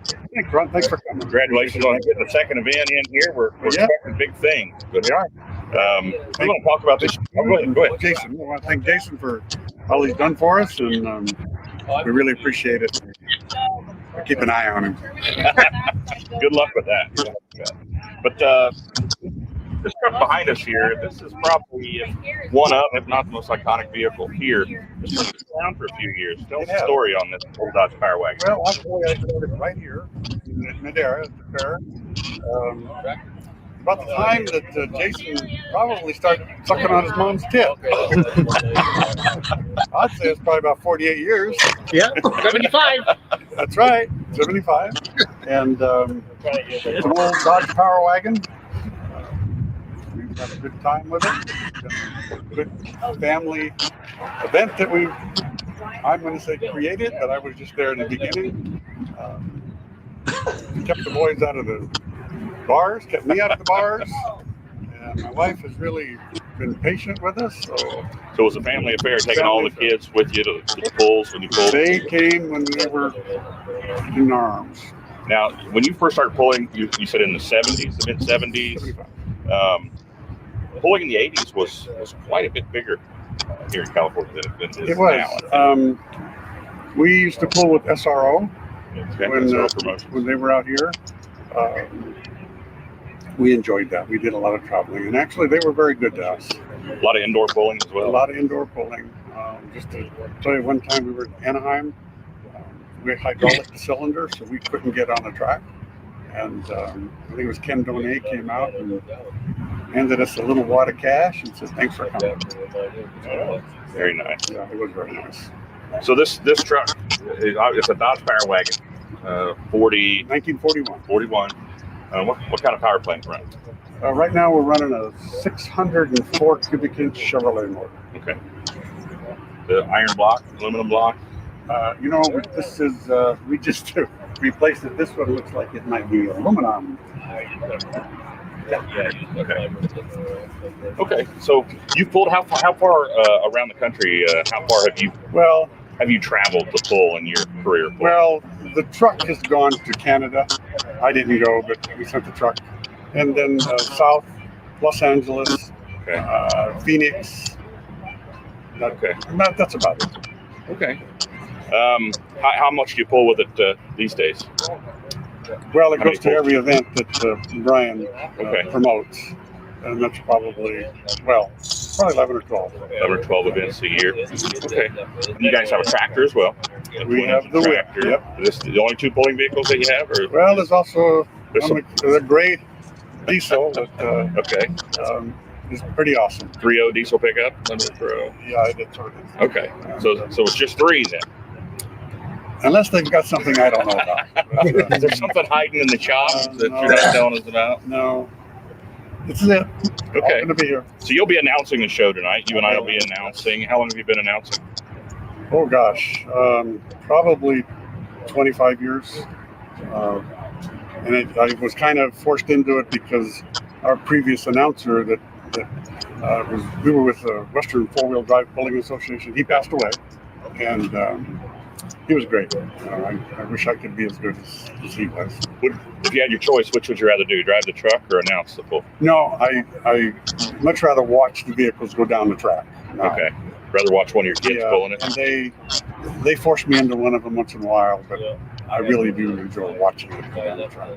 Was this your first pulling vehicle you ever? Yes. Okay. No, actually it wasn't. I had a 1957 Ford Delivery pickup. Four-wheel drive. started here in Madera, came out, found out that I was going to be in a modified class because I had a little 302 in it. And after that, I said, okay, enough of that. We will do something. We'll come back more heavily armed for the next one. And that's what we did. So there's been polls going on at this facility for how long? Well, that was the first one, about 1975. All right. And then it's been on and off. What we were doing is in conjunction with what we call a Harvest Classic racetrack. Okay. And every race between classes, we would do a couple of classes. It worked out pretty well. Interesting. So then Brian has come up with this, and this is one of the better tracks. It's going to be a good hooking track. Okay, good deal. We're looking forward to seeing that horsepower get put to the ground here tonight. There's a lot of it here tonight. All right, Jim, I appreciate it. Taking the time out. Jim Massetti with MLM Motorsports, second annual Golden State Invitational tonight, 6 p.m. Pacific time. Watch it live on beermoneypulling.tv. It's sucking on your mama's TV. I forgot that he said that. I can't believe you aired that. Why wouldn't I? That's a good interview. We got a bunch of stuff caged up still that we haven't got out yet. We have like 20 interviews that we haven't even got posted yet. So that was fun. Yeah, we weren't I don't drink until afterwards, Brian. So But now I'm starting to wonder how early my dad starts drinking. I bring out a special thing in your father, Brian. I think you understand that. He likes to jab me a little bit. We have a good time. So Mike, there was a lot of drinking, and everybody was like, "Who's this announcer guy?" And somebody started calling him Ron Jones. We tried, so all the West Coast guys, he's Ron Jones. It was so funny. The poor guy between Ron Stone and Ron Jones, and he's got many an alias. I guess if he ever finds himself in trouble, he can, use all his aliases. Oh, I love it. Here's a video of the yellow fever that night. I think. Hold on.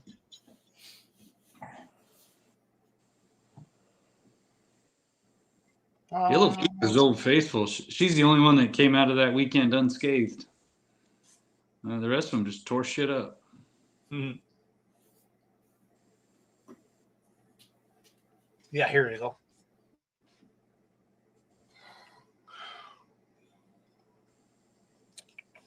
So this is a second truck out of the Massetti family, or second pulling vehicle of the Massetti family. Mike, I'm catching Mike up tonight on everything. Okay.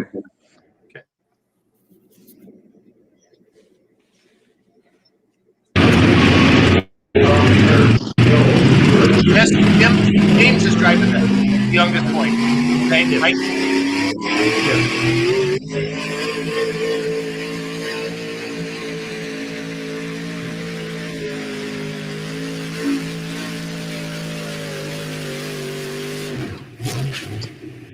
He said this one came in at about 604 cubic inches. Is there a cube limit on the modified four-wheel drive trucks out there? Do they have to be under 650, or is there any cube limit?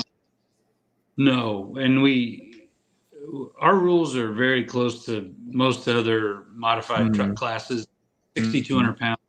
We don't have the 650 limit because there's several guys that have been running forever that there never really was a cubic inch limit, and there's several guys that are already well over that. So we're not going to, we don't want to eliminate anybody. Right. No, I'm a fan of the no cube limit. Now, if you want to have a 650 truck, come in and see what it does. And I've seen them win before, but Outlaw and PPL both are, as far as I know, no cube limit. So I kind of agree with you. Don't exclude anybody by having a cube limit. Yeah. And there's several guys that have gone and run at NTPA, like Donnie has run. I'm sorry, Bowling Green. Like Donnie's taken a couple of his four-wheel drives back there. And so they do have 650s in them just because he then can go run anywhere he wants. True. Anyways, but that's where we are in that class. But, you had mentioned the other day about coming and running with the Outlaws, and we've talked about it. Well, James, or my younger son, who's sitting right here now, actually, he is going to go to SMU in Dallas in the fall. He's So we looked, and Lufkin, Texas is not that far from Dallas. And in fact, on Google Maps, it shows us driving through Dallas to get there. So Uncle Kevin and Trevor and I are talking about loading up and going and picking up James and maybe trying to hit Lufkin this year. Dragging and pulling in the pines, pulling October in 21, October 22. to That's a great finish time. the season. Yeah, they So, drag yeah, race semis during the day, Brian, and then we pull at night. We'll be down there with the live stream. So Well, if we can make it work, the only problem is it's 2 weeks before our big event. So I know. Right. Yeah. Mhm. might be 3 weeks. Either way, Jason, I will be there to represent the Massetti family. Nice. Nice. Just to make it clear. So if I Yeah. don't make it, I need to keep an eye on you, please. Uncle Jason. I'm looking for Trevor's runs. I don't know if Kenzie's got everything uploaded. I'm going through all the Google Drives right now. On his 3.0 truck. Yeah, he won the ring. We won the battle, but we lost the war. Is that how you say that? Pretty much, yeah. That's all right. I found Friday night's run. Saturday night's runs when he won, but he popped the Charger, if I remember. Yep, that's how it went. So these are good running 3.0 trucks, Mike. So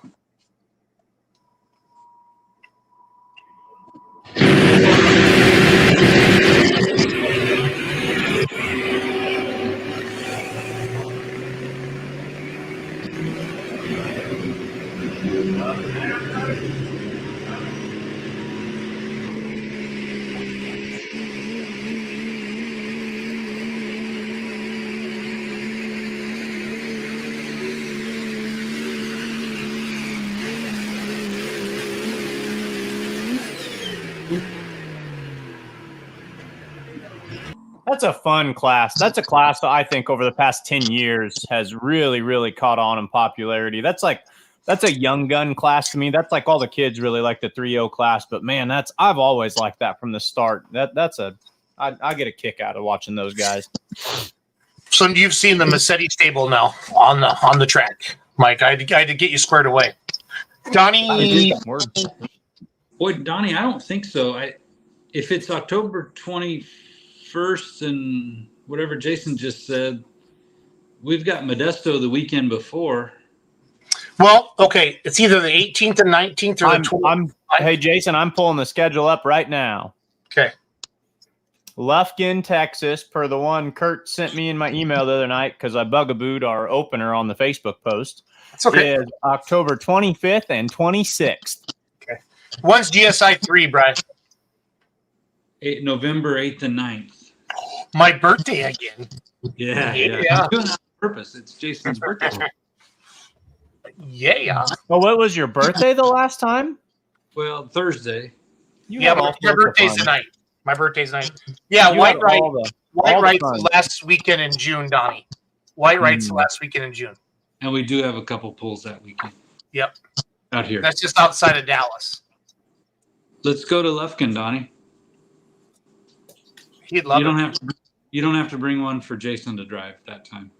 No, I actually have to work. I really have to work that weekend. Hey, Brian, is Texas just hypothetical? Is Texas the closest outlaw pull to you guys? Is that going to be closer than any hooks in Nebraska? Just out of yeah.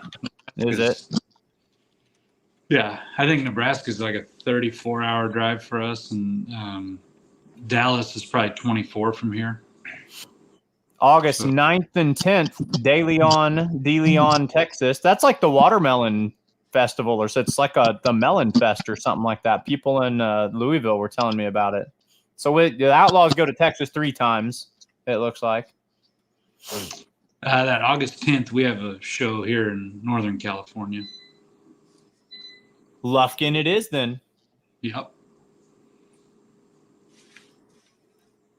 So that's what I mean. You don't realize. I mean, we think Texas. Look at that, Mike. Look how freaking far it is. Well, when he said that, when Brian, you said that you're 34 hours away from Nebraska, I didn't know you live a long ways out there. Like our country is big. Like I'm not complaining when I drive 9 hours. Like I drove 9 hours to go to Bowling Green one time, and I was like, oh my gosh, like 9 hours. Like I'm never complaining about driving ever again. Yeah, and that's our biggest hurdle in trying to get guys to come out here for the Invitational is it's a 2-day drive from the next, from like Donald. I talked to him, and part of the problem is the California truck laws. A lot of these guys don't want to bring their trucks in, but it's 2 days just of solid driving just to get here. 2 hard days of driving. Really, it's 3 days of truck. I mean, if you do that logbook stuff, however that works.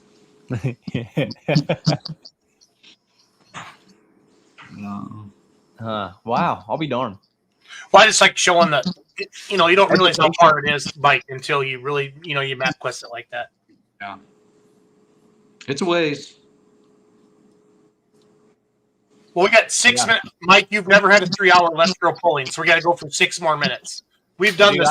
I could truck and tractor pull all night long, but I've never done a 3-hour Let's Go pulling sober, so this is my first tonight. I just want to throw that out there. So we're allowed to drink on this show. Yeah. Oh, yeah, man. it's kind of encouraged, actually. Oh, yeah. Beer money. Yep, that's how it works. Drinking and join you guys. Brian, so when does let's kind of buzz through the MLM schedule. When does it really? So you guys had that deal in Tulare in February, right? What was that, MLM, or what was that? As Max Cackle, the Max Fagundes. Cackle. So our first points pool, if you will, our season. Can I bring up the MLM Motorsports website? Is it up to date? Please, yes. I don't want to piss off Christy. She is on the ball. Let me tell you what. Yeah, I'm well aware of it. She married you. That was the best decision she ever made.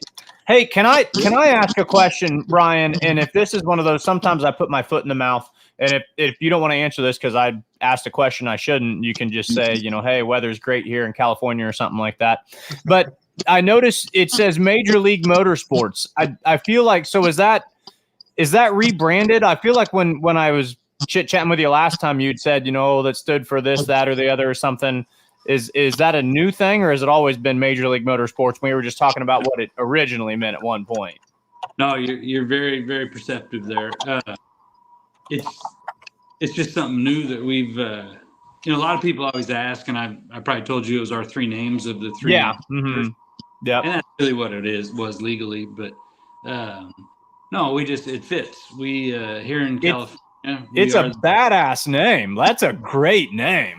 It only took me 25 years to get to that point, but we do feel like we put on the best shows, and maybe that sounds arrogant, but I think it's just confidence. And we have a great relationship with pullers, with fairs, with Beer Money Pulling Team. We're trying to do everything we can just to grow the sport and keep everything going to the next level. So we figure the major leagues is where you want to be.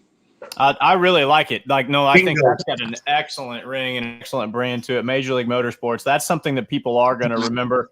And I don't find it to be arrogant or cocky. If you're ever doing anything, why would you ever approach it with any attitude other than I believe in this 100%? Why would you ever want to be, the front man of a pulling organization or a promoter and be like, oh yeah, we're like mid-level. Like no one's, if that's your mindset, then you're probably not in the right spot. So, I think every promoter should sit there and be like, oh no, we have, but you're not wrong because your stuff speaks for itself and your stuff is growing.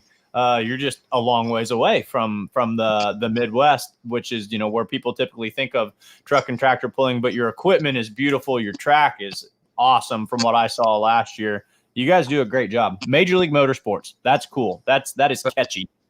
Thank you. And I appreciate you catching that because I just kind of that subtly, just right. I had a lot of time to prepare for this podcast tonight. Yeah, we had about 37 seconds, actually, Brian. I was laying in my recliner watching, and I hear, hey, we're going to get your dad on here. And I said, oh, shit. So Chowchilla, Friday, May 10th, 6 p.m. Tell us about Chowchilla a little bit. So Chowchilla, Madera County Fair, that's a little town about 20 minutes north of where we are here. And it's a fun fair. It's a good track. Used to be a dirt oval track, and then they leveled it, but a lot of that good clay dirt is still there. So we'll get John Boy out there working the track, and we'll put on a good track, plenty of width, plenty of length, wide open pit area. I love kicking off our season there. It's just a fun little fair to go to. I just like saying Chowchilla. That's a fun name to say. Cool. Pulling's rad. Pulling's rad. Friday, June 11th, Stockton Ag Fest, Stockton, California. Is it 11th or I don't? 14th. 14th. I'm getting tired. My eyes are getting tired. And I can't see that well. So the Stockton Ag Fest is up in Stockton. Kind of a good area to be. That's the Reeve hometown. So again, that's a good track because it is a dirt racetrack that we're pulling at, and they run World of Outlaws and all kinds of dirt cars there. So this year they did move it to Friday. Their Ag Fest event ends on Saturday, and the event had always been Saturday night, but they realized a lot of the families and people that have been there all week, when that last auction sale is over, they're going home. So they moved it to Friday night, hoping to capitalize on some of those people to get them to come and watch the show. So neat event. We like going there. Friday, June 28th, Frontiers Days, Willits, California. So we're going to head up north to Willits. Awesome little rodeo town. They kick off their week-long celebration leading up to it's not always a week, but they lead up to the 4th of July. After the truck and tractor pull on Friday night, they'll start having different rodeos and a ranch rodeo, and then they culminate with their big rodeo on the 4th. One of our pullers in the pro modified class, Fred and Marcy Berry, they are very instrumental in the Frontier Days, and they're the reason we've been going up there probably for 10 or 12 years. That's a fun little event to go to. Friday, June 29th, Lakeport, California, Lakeport Speedway. That's actually a little bit of a typo. It's Saturday. So Friday night we're in Willits, and then Saturday. Christy, there's a mistake on the website. I was supposed to proofread this the other day, so this is my fault. Well, this is two Friday then. Sorry. So anyways, no problem. We'll get that changed. So it's Friday the 28th and Saturday the 29th. Lakeport is about, I think, 45 minutes away from Willits, so that's pretty awesome. Yeah. So for the pullers, Brian, it's a bang bang. Mm-hmm. So when this guy Blair, the promoter from the Lakeport Speedway, when he had called and says, "Hey, can we work something out to come to Lakeport on Saturday after Willits?" I said, "Hell yes, we can," because that's might as well be a 2-day event for pullers because you're going that far. Hit that one on the way home, so that's pretty awesome. We're looking. It's been about 10 years since we've been to Lakeport, but we are looking forward to going back there. Nice. Yeah. Saturday, August 3rd, Ukiah, the Redwood Empire Fair. And Ukiah is a fair that we've been working with since our first year of putting on pulls, and gone through several fair managers. We love going up there every year. That's a fun track to go to. Plenty of length. It's good dirt in there. So we look forward to a good show there in Ukiah. Saturday, August 10th. Lassen County Fair, Susanville, California. Yes, Susanville's up. It's actually kind of directly north of Reno, so it's a little haul from here. But it's been a number of years since they've had a truck and tractor pull, and the fair manager reached out. And actually, Jason Ingham, who's in on the West Coast podcast, he put somebody else in touch with me, and so that was our connection to get in there, and been talking to them, and we were looking forward to bringing the action up there in August. Nice. And then Sunday, September 1st, Winnemucca, Nevada, Tri-County Fair. Yes, so Winnemucca is another one that's quite a haul for us. It's about 3 or 4 hours east of Reno. It's a fun little fair. We've done it 3 years now. It's quite a little road trip, but most everybody from here goes out on Saturday. A lot of us get together, go to different dinners or whatever on Saturday night, and then we have the pull Sunday, and then you head home on Monday. Nice. Yeah. Sunday pulls are neat. There need to be more Sunday pulls. 2 things I'm a big fan of. There need to be more daytime pulls, which I know maintaining a track during the day kind of sucks and is kind of hard, and more Sunday pulling. I'm a big fan of Sunday pulling. I know people want to go home, but Sunday fun day, what makes that one nice is it is a 3-day weekend, so Labor Day weekend. Yeah. If you refresh your screen, Christy fixed that, but that's okay. We'll worry about that later. Yeah, no, I've never seen Christy make mistakes. So I just want to have a little bit of fun. Just a little bit of fun there. The first time for everything. He did tell me to proofread everything, and I didn't. Saturday, September 7th, West Coast Diesel, Santa Rosa, California. So West Coast Diesels is actually a diesel shop up in Santa Rosa. Great family, great people. They've been competing, pulling with us for years. In fact, their 3.6 truck was at the Invitational last year. Yep, it ran good. Very good. So maybe 7 or 8 years ago now, they started this event. They do a show and shine all day, and then we do the truck and tractor pull there at the Santa Rosa Fairgrounds. It's a great family day. Go out and spend the whole day out there, check out some cool show vehicles, and then watch a badass truck and tractor pull. Mm-hmm. Okay, so Turlock, California, then the Souza Memorial Truck Show, Saturday, September 28th.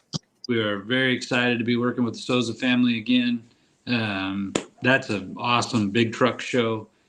Raise money for the AJ Souza Dyslexia Foundation.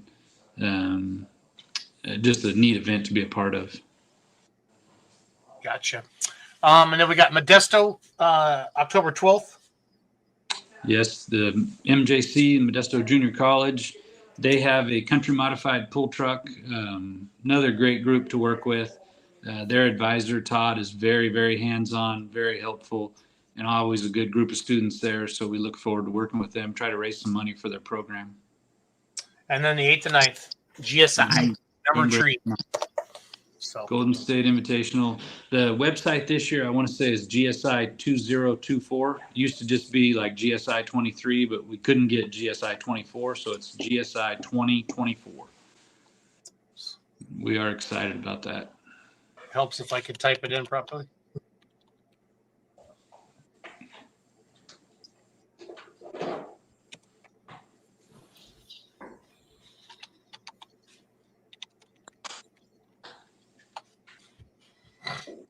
There it is. There it is. Good stuff. Well, Mike, 3 hours and 6 minutes. Boom. We did it. It was You fun. know who deserves, I was looking up who deserves a special shout out for this too.